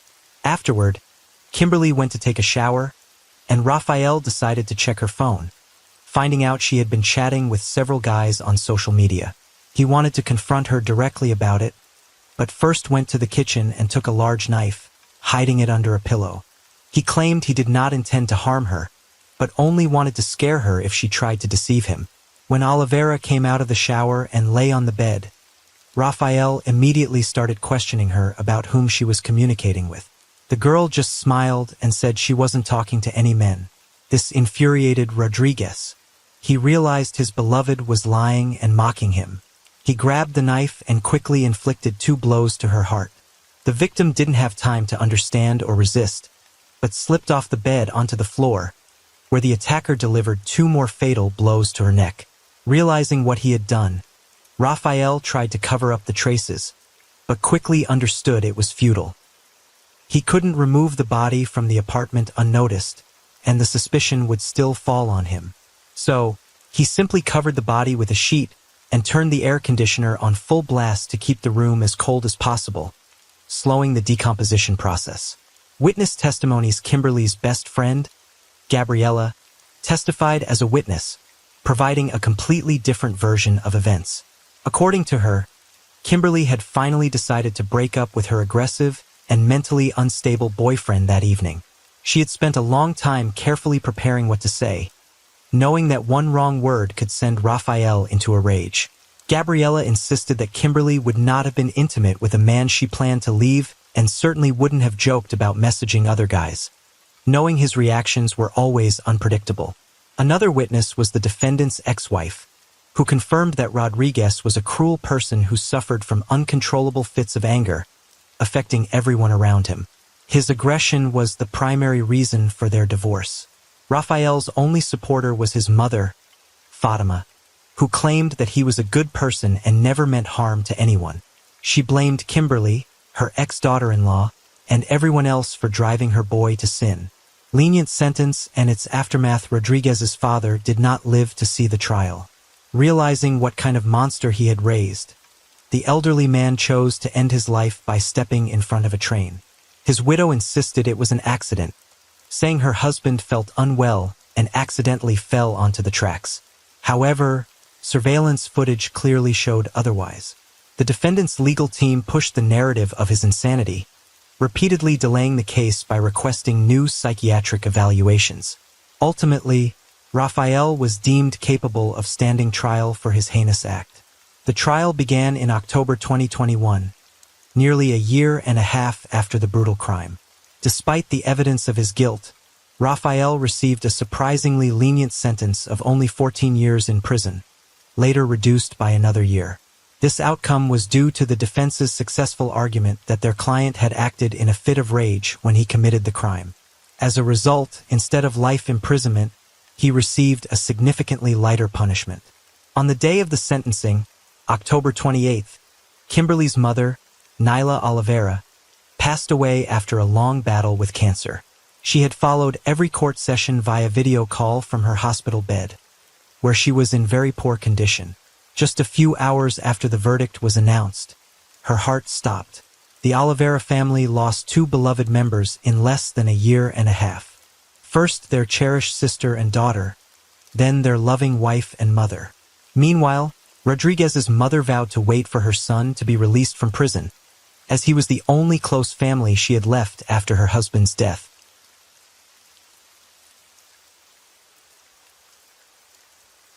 Story 5. On March 1, 2022, at the age of 77, Roger Kemp passed away in his home in Livewood. He was the best husband and father who cared for his family until the very last minute. However, a single memory from 20 years ago haunted Roger until his death, as it had completely changed his life. For 2 long years, he was forced to become a meticulous investigator to find the person responsible for his only daughter's untimely demise. If not for Roger's involvement, the case might have remained unsolved, as the police were nearly powerless. But beyond the police, there was Roger, who could not allow the criminal to go unpunished. Let's return to the past and see what happened on that tragic day. Let's begin. Our story took place in the small suburb of Livewood, Kansas, a very small and safe town in the state. Here, all the neighbors know each other by name and wish you a good day upon meeting. The morning of June 18, 2002, started as usual for 19-year-old Alexandra Kemp. Her father had gone to work, her younger brother was still in bed, and her mother was making a delicious breakfast. Alexandra didn't finish her coffee because she was in a hurry to get to work. Allie, as her loved ones affectionately called her, had just finished her first year of college and returned to her hometown for the summer holidays. She got a job as a lifeguard at an outdoor public pool, where her boyfriend and brother were already working. That day, there were almost no visitors, and Allie calmly inspected the area and cleaned the auxiliary premises. Allie entered the pump room and turned around when an unfamiliar voice greeted her. She politely asked him to leave the restricted area and pointed to the door, but he attacked her and started tearing at her clothes. Allie hit him in the face, but he was much stronger. She tried to scream, but he covered her mouth with his hand, and the noise from the operating pumps left no chance to be heard. The next moment, Allie lost consciousness. Sometime later, her brother Tyler came to the pool to take over her shift. He saw her personal belongings on a table but could not find her anywhere. He searched all around, calling her by name, but Allie did not respond. In a panic, the young man called their father. Roger dropped everything and rushed to the pool. Together with Tyler, they carefully inspected the surrounding area, and to his relief, Roger found that Allie was not in the pool. Upon entering the pump room, Roger saw a large piece of tarpaulin. Shining a flashlight in the dim room, he noticed a pool of blood on the floor, and then a foot sticking out from under the tarp. The father threw off the tarp and cried out at the sight. He fell to his knees, trying to bring her to her senses, but she was unresponsive. At 5:29 p.m., Roger Kemp called the emergency services to report that his daughter had been fatally injured. Throughout the call, the father tried to revive his daughter. He tenderly covered her with his jacket, but blood continued to seep from the inflicted wounds.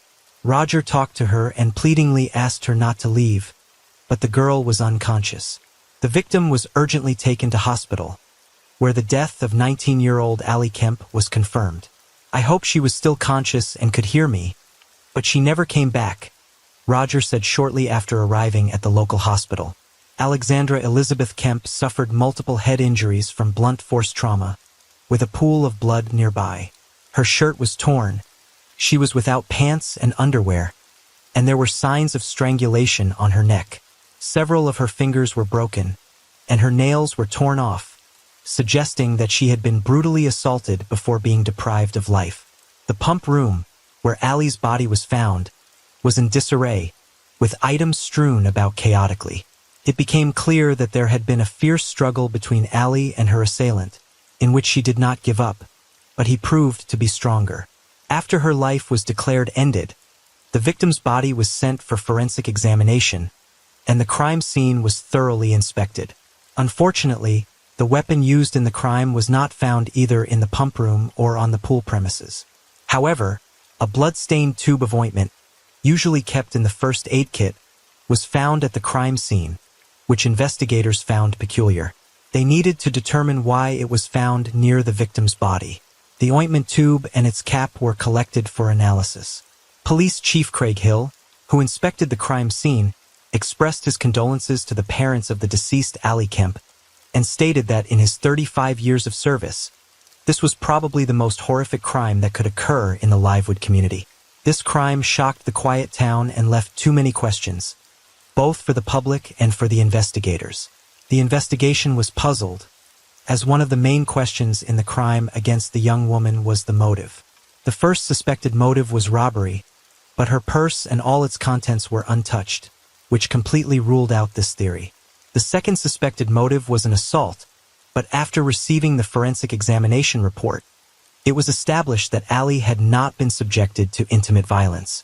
The lack of either of these two motives, and indeed any motive at all, made the crime mysterious and strange even to experienced investigators. So who needed to end the life of a young woman whose life had just begun in such a brutal way? Alexandra Elizabeth Kemp was born on October 11, 1982, in the city of Livewood. She was the long-awaited first child in the Kemp family and their only daughter. Allie grew up in a loving home with her parents and two brothers in the idyllic, tree-lined suburb of Livewood. She graduated from high school with honors, loved soccer and poetry, and was voted the most beautiful girl in 8th grade. Following her dreams, Allie enrolled at Kansas State University. In 2002, she had just completed her first year at university and returned to her hometown of Livewood, where her family and boyfriend awaited her. She took a job as part of the service staff at the local pool, just 4 blocks from her family's home. It was a wonderful job at a nearby pool where her brother and boyfriend were already working. Thus, Allie was a young, promising woman who grew up surrounded by love and care, and who certainly could not have had any enemies. Investigators continued to explore various theories about the assault and interviewed friends and acquaintances of Allie to get a more complete picture of the day of the crime. One of the first suspects was Allie's boyfriend. Phil House had known Allie since school, and by 2002, they had been a couple for over 5 years. It seemed Phil had no reason to harm Allie, but the police had to consider him a suspect. During questioning, Phil explained that Allie had replaced him at the pool at 2 p.m., after which he went to another job. He was there until 4 p.m. Then he was at a friend's house playing video games until he received a call about Allie being in the hospital. Phil's alibi was confirmed by colleagues and friends he had been playing games with. However, the police did obtain crucial information from him. It turned out that Allie had called him at 2:52 p.m., but Phil couldn't answer. When he called her back at 3:44 p.m., she did not pick up the phone, which led investigators to suspect that Allie met her tragic fate during this time frame. Despite the desire to solve the case quickly, this clue did not bring the police any closer to finding the criminal. There was hope in the testimony of potential witnesses, as there should have been plenty on a summer day at a public pool. However, due to unfortunate weather conditions, the pool was almost empty that day. The search for any clues or testimonies was progressing very slowly. A few days later, after re-interviewing the pool staff and the surrounding areas, it was established that on the day of the crime, 2 employees from a lawn service company were working in the parking lot. They were brought in for questioning, where they described noticing a car driving around the parking lot in circles around 2:40 p.m., occasionally leaving but then returning. They were able to provide a clear description of the suspicious vehicle, a beige 1980 Ford pickup. Although the police did not have the vehicle's license number, they now had a piece of important information. However, even more valuable information came from one of Allie's friends. The testimony of Allie's friend, Laurel Wynn, helped provide a description of the suspected criminal. It turned out that around 3 p.m. that day, Allie called her friend Laurel and asked her to keep her company during her shift at the pool, as the day was cloudy and not very warm, so there were hardly any visitors. Laurel agreed, and after a while, her car pulled into the pool parking lot. She called Allie, but there was no answer. Not seeing Allie outside, Laurel blew loudly on a lifeguard whistle, thinking it would be amusing. At that moment, a man exited the pump room, pretending to talk on the phone. Laurel thought he might be Allie's boss, so she quickly left the pool to avoid causing her friend any trouble. As she left the pool area, the man turned around and waved at Laurel, allowing her to remember his face. Laurel did not wait for a call from her friend and left. Assuming she had seen the criminal, the police created and published a composite sketch based on Laurel's description, hoping it would lead them to the criminal. Thus, a very accurate sketch of the presumed criminal was made. The sketch and the description of the suspicious vehicle were broadcasted on local television. Undoubtedly, such publicity increased the chances of identifying and capturing the criminal, and the police indeed received a massive number of reports from people who believed they had seen this man. This led the investigation to its first suspect, James Drider. A young man, Drider owned an old Ford pickup and closely resembled the composite sketch. He lived in Olata, approximately 20 minutes drive from Livewood, where he worked as a mechanic in a small auto repair shop. Upon obtaining the address of the presumed suspect, police visited him at his workplace. However, James vehemently denied any involvement in the assault, and he had an alibi since he was at work all day. His boss confirmed that he was indeed at the auto shop on June 18th. Thus, despite a striking resemblance to the composite, James Drider was excluded from the list of suspects. The search continued. Months passed and the trail began to cool, but Roger never gave up. While detectives worked on every lead, he pursued new ones. Roger relentlessly conducted his own investigations. He regularly visited the police station, offering various ideas for capturing the criminal. Roger's unyielding efforts led him to appear on America's Most Wanted, where, in addition to sharing Ali's story, the composite sketch of the presumed suspect was shown. The popular show was broadcast not only on local television but also nationally. A new wave of messages flooded into police stations. Each message was meticulously processed, but for various reasons, each newly emerged suspect was almost immediately ruled out. Ali's boyfriend of 5 years, Phil House, also assisted. He initiated a virtual hunt, sending out emails to university students. He urged them to look at the composite sketch and watch the America's Most Wanted episode focusing on Ali's case. A reward of $50,000 was offered for any information leading to an arrest. Despite all efforts, the case again reached a dead end. However, 6 months after Ali's murder, detectives received new information about the previously familiar James Drider. It turned out that in January 2003, news outlets in neighboring Colorado reported the search for a man responsible for 3 assaults. Roger recognized Drider from the wanted sketch, who had been previously excluded as a suspect in Ali's murder and was now wanted for assaults. Despite Drider's alibi on the day of Ali Kemp's murder, the police now had no doubts they had found their suspect. But first, they needed to prove James' involvement. The man had no prior convictions, so he wasn't in the database, and investigators couldn't compare DNA. They needed to check this individual again and obtain his DNA to compare it with the DNA found at the crime scene. By this point, James Drider was on the run, making him very difficult to locate. It took the police 3 weeks to find him. At a gas station in Utah, Drider failed to pay for his fuel, and the staff detained him, calling the police. James Drider faced charges for 3 assaults and possibly also for the murder of Ali Kemp. When police compared his DNA sample with the sample from the crime scene, they were disappointed to find no matches. James Drider was a serial offender, but he did not end Ali Kemp's life. This was a major setback, as the investigation had come incredibly close to apprehending the suspect, only for detectives to have to start over from scratch. Days turned into weeks and weeks into months, with the police still having no new suspects in Ali Kemp's case. 2 years passed, and the police's interest in the case gradually waned, but not Ali's father, Roger. He did everything within his power to find his daughter's assailant, though his options were limited. He periodically contacted USA Today, which published the composite sketch of the presumed suspect. Roger desperately searched for a broad-faced, somewhat bald man. He posted wanted notices throughout the city. His goal as a devoted father was not only to find the criminal, but also to keep his daughter's story alive in the public consciousness. Then, one day, Roger had a simple and brilliant idea. At the city's entrance, he saw a billboard.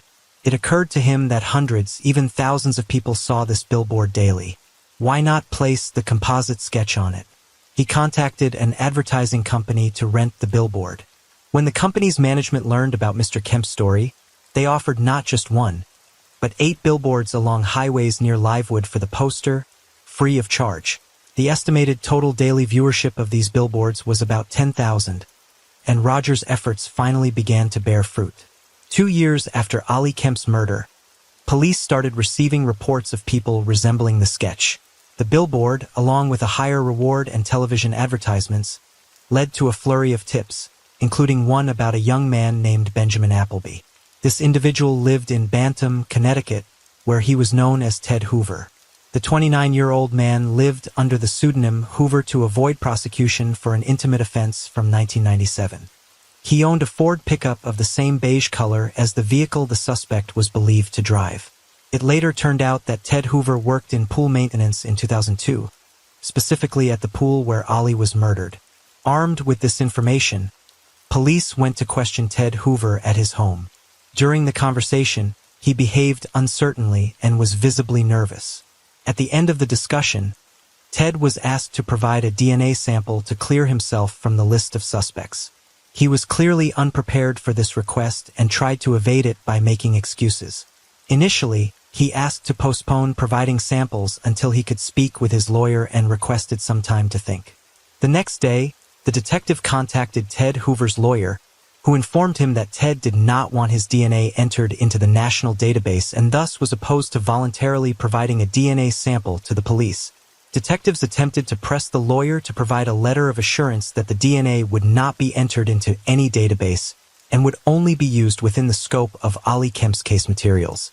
The lawyer requested a pause to relay this information to his client. However, 2 days later, the lawyer responded that his client was still against providing his DNA to the police. The detectives were convinced that this individual had something to hide. They remembered that they had spoken with Ted Hoover at the crime scene of Ollie's death many years ago, although he did not seem suspicious at the time. The police had questioned him in connection with Ollie's case, but were unable to achieve the desired breakthrough. The investigators had no choice but to secure a warrant for the compulsory collection of Ted Hoover's DNA.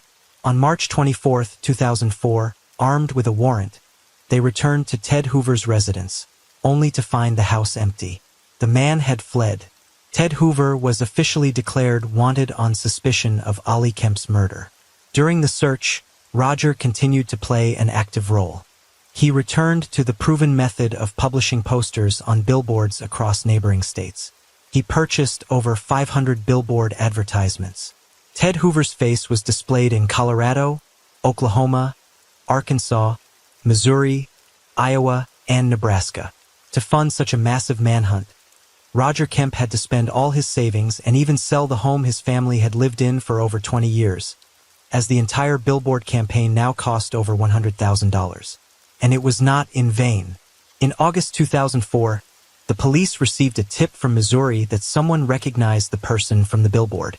However, the tip mentioned that this individual was now living not under the name Ted Hoover, but as Benjamin Appleby. The police went to the address provided in the tip, and indeed, they found the man known to them as Ted Hoover. He was arrested on the spot on suspicion of murder. The police legally obtained a saliva sample from him. Their suspicions were confirmed when the DNA of Benjamin Appleby, aka Ted Hoover, matched the DNA found at the crime scene. Benjamin had several prior run-ins with the law, ranging from robbery to intimate offenses. The police in Connecticut arrested him on an earlier warrant charging him with indecent exposure. When questioned about Ollie's murder, he confessed to the police that he approached the girl he liked to flirt with her, but she did not reciprocate. When he tried to touch her, she pushed him away, causing Benjamin to lose control and assault her. Later, Benjamin was charged with murder and attempted assault. He was found guilty on both counts. "I strangled her, I guess. I don't know why the hell I did it," said Benjamin Appleby in a recorded interview.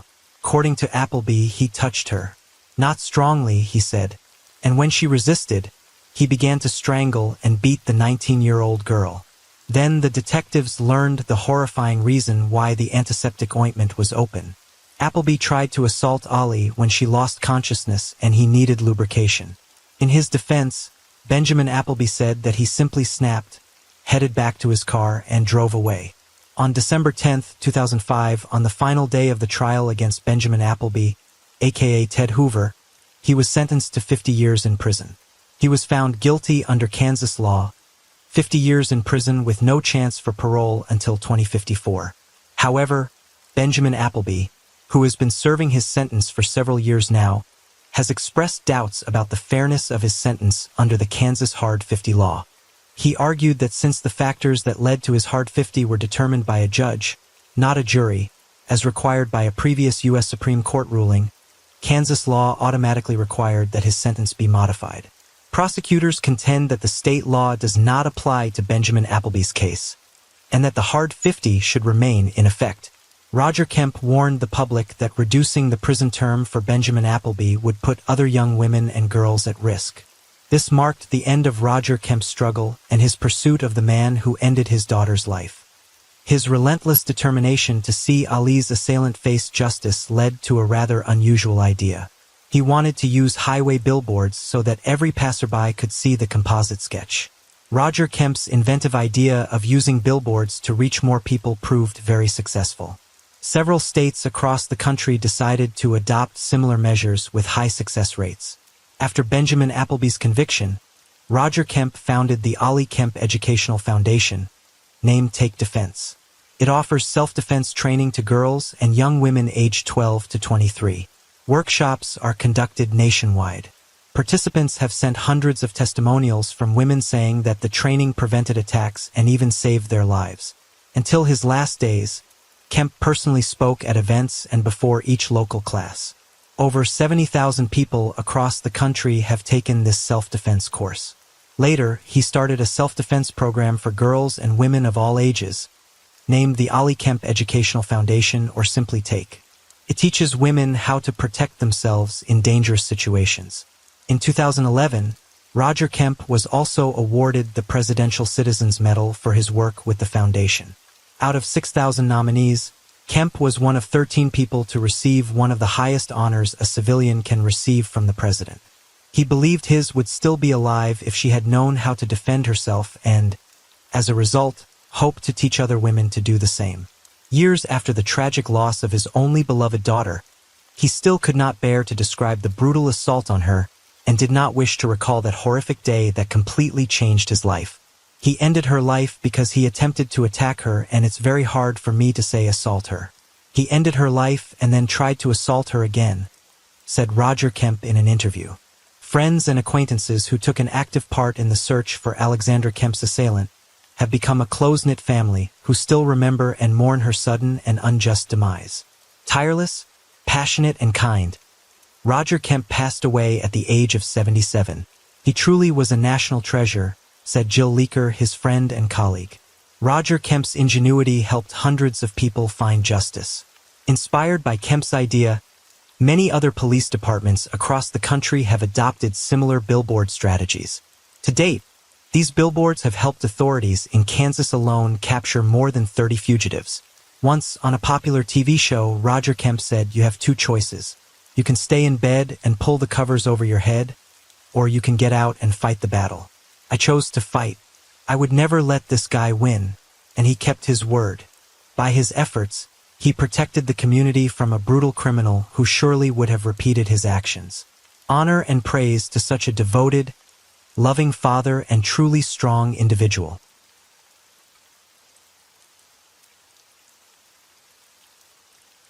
Story 6. Truth is something that exists in reality and corresponds to the real state of affairs, but sometimes it is difficult to accept the truth, and a person creates a lie which sincerely begins to believe and convince others. 11 young men and 1 girl met in a hotel room to celebrate the new year. Strange collaboration, you will think, and you will be right. But wait, there is one fact that will completely change your opinion.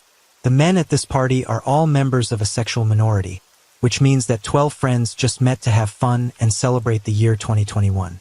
And indeed, they celebrated the new year very cheerfully, so much so that on January 1st, the company had to take the only girl to the hospital, where doctors declared her death. But who was she? How did she die, and was anyone charged in connection with her death? But that's all in order. Next, let's break down the past party almost minute by minute, see what happened on the fateful night, and you'll definitely understand why we started this story with the notion of truth. So on December 31st, 2020, in Manila, the capital of the Philippines, at the 4-star City Garden Grand Hotel, John Paul de Lucerne checked in at 11 a.m. Christine de Serra checked in later. And during the day, 9 other guys checked into room 2207 and room 2209, which were on the same floor. Hotel manager John Paul Khalili joined the merry company just after midnight. New Year's Eve night was all about fun, dancing, and alcohol, lots of alcohol. Rommel Galita woke up around 10 a.m. and noticed Christine sleeping in the bathtub. He covered her with a blanket and went back to sleep. When he woke up several hours later, he found her unconscious and beginning to turn blue. Christine was taken to the hospital by 3 friends and hotel staff, but upon arrival at the emergency room, doctors only pronounced her dead. The 11 guys with the only girl spent the entire night in the hotel room, and she was dead by morning. News headlines about the crime shocked the public. Everyone imagined the story the same way, because it was obvious what a group of young guys and one girl could do all night. But what really happened that New Year's Eve night, and from what Christine de Serra died, was to be solved by the investigation. Christine Angelica de Serra was born on April 13, 1997, into the well-to-do family of John Nestor de Serra and Sharon Rose Faba de Serra, and grew up in Barangay San Isidro, General Santos City. She grew up an outgoing, intelligent, and independent girl. Christine was a loving sister to her 3 siblings, Monica, Chloe, and JJ. After graduating from high school, she moved to the larger and more promising city of Davao, on the shores of Bay of the same name. There she enrolled in university. Christine studied diligently, danced, modeled, and was active on social media. Christine was also the epitome of beauty and intelligence. In 2017, she graduated with honors from the University of the Philippines Mindanao in Davao City, where she earned a Bachelor of Arts in Communication Arts with a major in Media Arts. The girl has been actively involved in modeling and theatrical performances. On August 5, 2017, she competed against 8 other contenders for the title of Miss Silva Davao 2017 at the New City Commercial Corporation Mall in Davao City. She came in 2nd place. In June 2018, she participated in the annual fashion show. From September 2017 to January 2019, she worked as a marketing consultant for Gaisano malls in different parts of Mindanao, including Davao City, General Santos City, Tagum, Torreal, and Digos.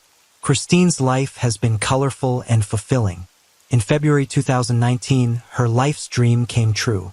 She moved to Manila to start working as a flight attendant for PAL Express, a subsidiary of Philippine Airlines. Christine de Serra's last flight as a flight attendant was on December 28, 2020. Christine's death was immediately publicized, due to which numerous discussions and theories were formed in the community. Initially, the police suspected that Christine was most likely abused and killed by a group of guys she was partying with on New Year's Eve. Even without autopsy results and a toxicology report, Makati City Police filed preliminary charges of assault and murder against 11 men. The Philippine National Police declared the case closed. Arrests were made with charges and identification of suspects. 3 of the party participants were detained after surrendering to authorities on their own. But the main answer to what really caused Christine's death was the forensic medical report. The autopsy of Christine's body was conducted in Pasay City at the Rizal Funeral Home, under the direction of Forensic Medical Officer Police Major Michael Nick Sargento. On January 3, 2021, the examination of Christine de Serra's body was completed, and a forensic report was issued which found that death was due to natural causes due to a ruptured aortic aneurysm. However, it also mentioned bruises on the girl's right arm, right thigh, knees, ankles, and right foot, as well as a linear abrasion on her right thigh. Deeply healed lacerations and abrasions were also reported during the genital exam.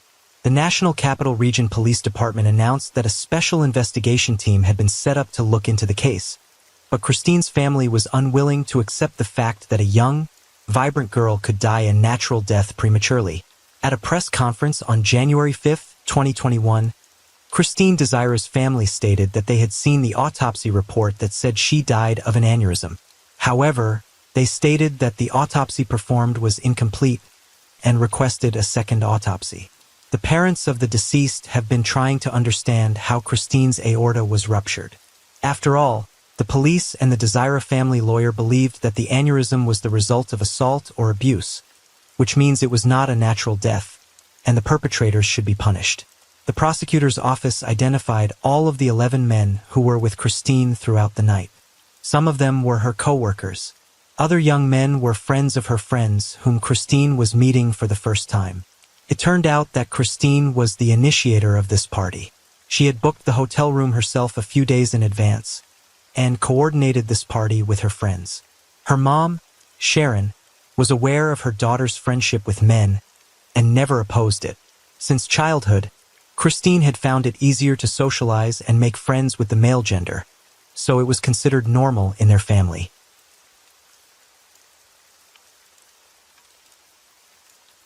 In addition, she and her friends usually did not go home for vacations, so it became a tradition for them to meet each other every year. Christine was able to call her family just after midnight to inform them of the ongoing celebration at the Makati Hotel, and to wish her family a happy new year. During the video call, the family could see Christine's friends and the surrounding festive environment. However, there has been new speculation about the abuse allegation, so in the case, the main evidence of the incident became the frames of the video from the hotel lobby, the study of which helped the police almost minute by minute to reconstruct the picture of what happened. It should be noted that the party was to be held in room 2209. It was this room and booked Christine Dacra. The main events begin to unfold in the late afternoon. At 11:21 p.m., Christine leaves room 2209 and goes to room 2207. At 11:38 p.m., the company returns to their room. Christine goes last. She is holding her shoes in a glass. At 2:50 a.m., Christine, holding the hand of a new acquaintance, Valentine, goes to room 2207. While they are at a neighbor's house, a hotel employee brings an extra mattress to room 2209. At 2:52 a.m., Valentine accompanies Christine to her room. Valentine's gait shows that the girl is already quite drunk. Her gait is too relaxed, and she is holding a bottle in her hand. The friends stop at the door, and Christine suddenly kisses Valentine, but the man quickly pulls away, after which the couple goes inside. At 3:15 a.m., Christine hurriedly leaves her room and goes to her neighbor's room, and 6 minutes later, one of the guys leaves there. He heads to room 2209, presumably to call his friends. At 3:22 a.m., Christine Dacra can be seen chatting with another man in the next room on the right side of the hallway, while two other men walk past them. She looked upset. Suddenly, Christine hugs one of her friends, and then they disappear from the view of the cameras altogether. At 4:13 a.m., John de la Cerne can be seen carrying Christine back to the first room. At 4:22 a.m., the camera again captures Christine at the door of room 2207. It's unclear what brought her there again. She practically falls off her feet, and a guy who looks like John de la Cerne picks her up by the waist and carries her to room 2209. Christine looks pretty drunk. At 5:05 a.m., the camera captures Christine laughing as she runs away from a guy who looks like Luis de Lima. Afterward, they're standing outside room 2207. Christine looks normal, and with him she enters room 2209. At 6:23 a.m., Christine makes her last appearance on camera alive. For the last time, Valentine carries her in his arms from room 2207. The girl is conscious. It was obviously an eventful night, but the most important truth still remains behind the scenes. The party continued until dawn.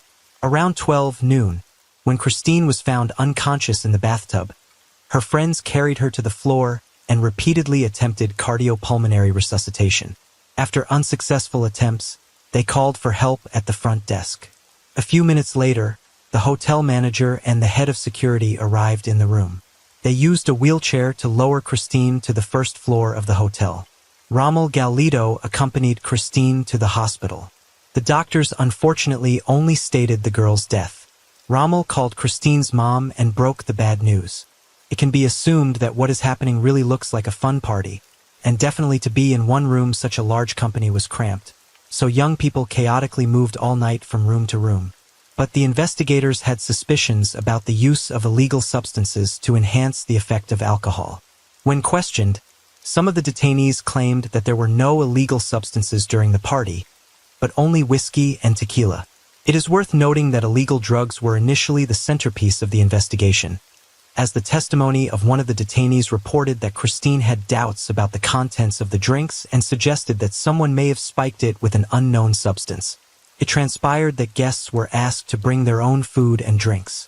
Because of this, there was speculation that Christine Dacra's drink was poisoned and could have triggered the aneurysm that eventually led to her death. But the autopsy report stated that no alcohol or illegal drugs taken the night before her death would cause this type of aortic dilatation or defect. Substance information was later unconfirmed, as no illegal substances or traces of them were found in the room or in the suspect's personal belongings.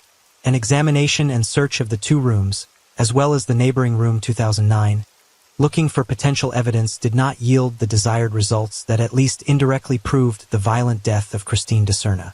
Under questioning, Mark Rosales and John de la Serna publicly admitted their unconventional orientation and stated that Christine was their best friend and they would never hurt her. John also revealed that they had to bring Christine back from room 2207 because she was already vomiting early in the morning. Rommel Galito said that around 10 a.m., he found Christine in the bathtub of their room and thought she was asleep, so he just covered her with a blanket. However, around noon after he woke up and went back to wake her up, he realized the girl was blue and not breathing. He rushed to his friends for help. The hotel advised that she be rushed to Makati Medical Center where she was pronounced dead on arrival, reportedly due to a ruptured aortic aneurysm. The hospital reported the death to the Makati City Police. Meanwhile, other men from a neighboring hotel room had left by then. On January 4th, the Philippine National Police sent a separate statement to the media about the Christine de Serna incident, saying that the case is almost solved despite some missing details and conflicting reports on the matter. Police Chief Debold Sinas said they already have 3 suspects and they have been apprehended. Other suspects were being sought, but as early as January 6th, the Makati City Prosecutor's Office ordered the release of the 3 men who were in custody due to lack of evidence. Prosecutors insisted that evidence presented was insufficient to establish that Christine was abused. They also said that even if Christine de Serna was abused, the police have yet to prove that this is what caused her death.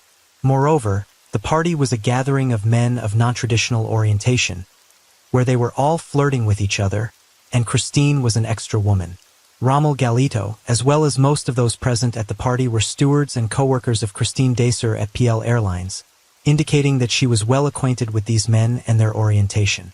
On January 13, 2021, the Makati City Prosecutor's Office launched a preliminary investigation and based on an official autopsy that confirmed that the 23-year-old died from a ruptured aortic aneurysm. The prosecutor's office also called on the police to release the results of the victim's DNA analysis, toxicology report, and histopathic study. However, Christine's mother, Sharon de Serna, criticized the report that her daughter was not abused. She appeared on a news show where she claimed that her daughter was abused by a group of guys. If you see Christine's body, if you're a mother, you'll probably feel the pain that Christine suffered because of them, but my daughter can't talk anymore because she's dead. The woman spoke out on the TV program. Sharon cited the lacerations and bruises on her daughter's body, which were not recorded in the autopsy, as evidence that the report was inaccurate. Christine's family later said they wanted another autopsy to challenge authorities' initial findings that she died a natural death. The basis was injuries and bruising that were not documented in the first report. Family spokesperson Brick Reyes said that the injuries on the victim's legs and arms, as well as her remains, would provide sufficient evidence that Christine was abused. Brick Reyes also said that they believed the young woman was drugged and abused before she died. Christine was already intoxicated and complained that something seemed to have been spiked in her drink during the New Year's Eve celebration. Christine's parents said they have filed a complaint demanding the immediate dismissal of Michael Nick Sarmiento for gross negligence and gross incompetence in preparing Christine's forensic report and death certificate. Dr. Marisay Ramos, a friend of de Serna's family, told reporters that the body was subjected to a second autopsy. He also emphasized that the biological fluids recovered from the second autopsy have been forwarded to the Death Investigation Unit, which will provide more details after a final evaluation and consolidation of all the findings of its forensic team. The pathology autopsy results from the Southern Police District Crime Lab Division's forensic report, which was eventually shared on social media, showed that the cause of death was consistent with what was previously reported as a ruptured aortic aneurysm. The official autopsy revealed that Christine was not abused on the night of her death. The actual cause of de Serna's death lies in the aorta. The constant increase in blood pressure in the aorta caused the defect to weaken, and eventually the aorta ruptured, the Philippine National Police Crime Lab report said. At the time the aorta rupture occurred, there was blood loss, so Christine felt various symptoms such as weakness, nausea, and sweating. The blood loss due to the aortic rupture killed her within a few hours. the report said. This means that the girl had a ruptured aortic aneurysm which enlarged the lower part of the main vessel, aorta, that supplies blood to the entire body. This vessel runs from a person's heart through the chest and abdomen. Since the aorta is the largest vessel in the body, if it ruptures, a person can lose a huge amount of blood and potentially be fatal, as in this case. In addition, it was noted that Christine's aneurysm did not occur recently. It started a long time ago. The report states that dilatation is a chronic condition and was present long before her death. Had she not died that fateful night, she would still have died in any scenario that would cause her blood pressure to rise enough to rupture the aneurysm. The autopsy also revealed that Dassera's heart was enlarged compared to a healthy heart, further confirming Christina Dassera's undiagnosed hypertension. For the most part, it can be confirmed that the girl's death was due to natural causes, but the widespread misinformation brought shame and persecution to those 11 young guys who were at the party and sincerely tried to give Christine first aid, but they were labeled as criminals. All 11 guys who were charged preliminarily have since been released from custody. The Makati City Prosecutor's Office tried to rectify the situation and said that at the time of the publicity, the evidence presented was not enough to establish that Christine Dassera was abused, and it was impossible to obtain proper evidence at that time. Therefore, they had to build a version based on signs of deterioration of the victim's body. In addition, 2 other suspects said that the police forced them to give false testimony that there were illegal drugs at the New Year's Eve party. Another participant in the story explained his kiss with Christine, which was captured by surveillance cameras on the eve of her death. According to the man, it was Christine herself who initiated it. He, however, tried to push her away. Law enforcement officials were criticized for not conducting a thorough toxicological examination when the flight attendant's body was found. The charges against the men were later dropped due to lack of evidence. The death of Christine Dassera attracted widespread media attention as a result of suspicious circumstances that seemed to contradict the findings of the Philippine National Police. Christine's case continued to receive a lot of publicity online as further developments came from her family, who in no way could accept the truth and believe in the natural death of their daughter. The girl's mother, Sharon, appealed to President Rodrigo Duterte for help in seeking justice for her daughter. "I am an ordinary person. You also have a daughter. I want to speak out openly because I don't want anyone to be victimized by the kind of cruelty and barbarism like my Christine." Christine Dassera was buried at Forest Lake Memorial Park, in her hometown of General Santos, more than a week after her death. A wave of condolences, reposts, and farewells traveled across the social stanzas of Christine's friends and co-workers. Ultimately, the unconventional case of Christine Dassera serves as a prime example of when the media spreads misinformation and how it can affect the public as well as impact those involved. As we come to the end, the story wants to return to the truth, which sooner or later, but in any form, is bound to take its place of honor. After all, the truth is one. But Christine's family is still convinced that the girl was killed by these people, and that there is something secret in this story. Personally, I do not understand and found no answers to the question about bruises and wounds on Christine's body. Why was it hushed up? It seems that despite the presence of wounds and bruises on Christine's body, the cause of her death was not them, but the rupture of the aorta due to heart disease, so they did not focus on the wounds on her body. In my opinion, there are a lot of oddities and inconsistencies in this case, but you guys are the judge. I would like to wish Christine's family to accept the irreparable loss, because young guys, whether they are guilty or not, will end up remembering the same sad story every New Year's Eve and making excuses for the rest of their lives.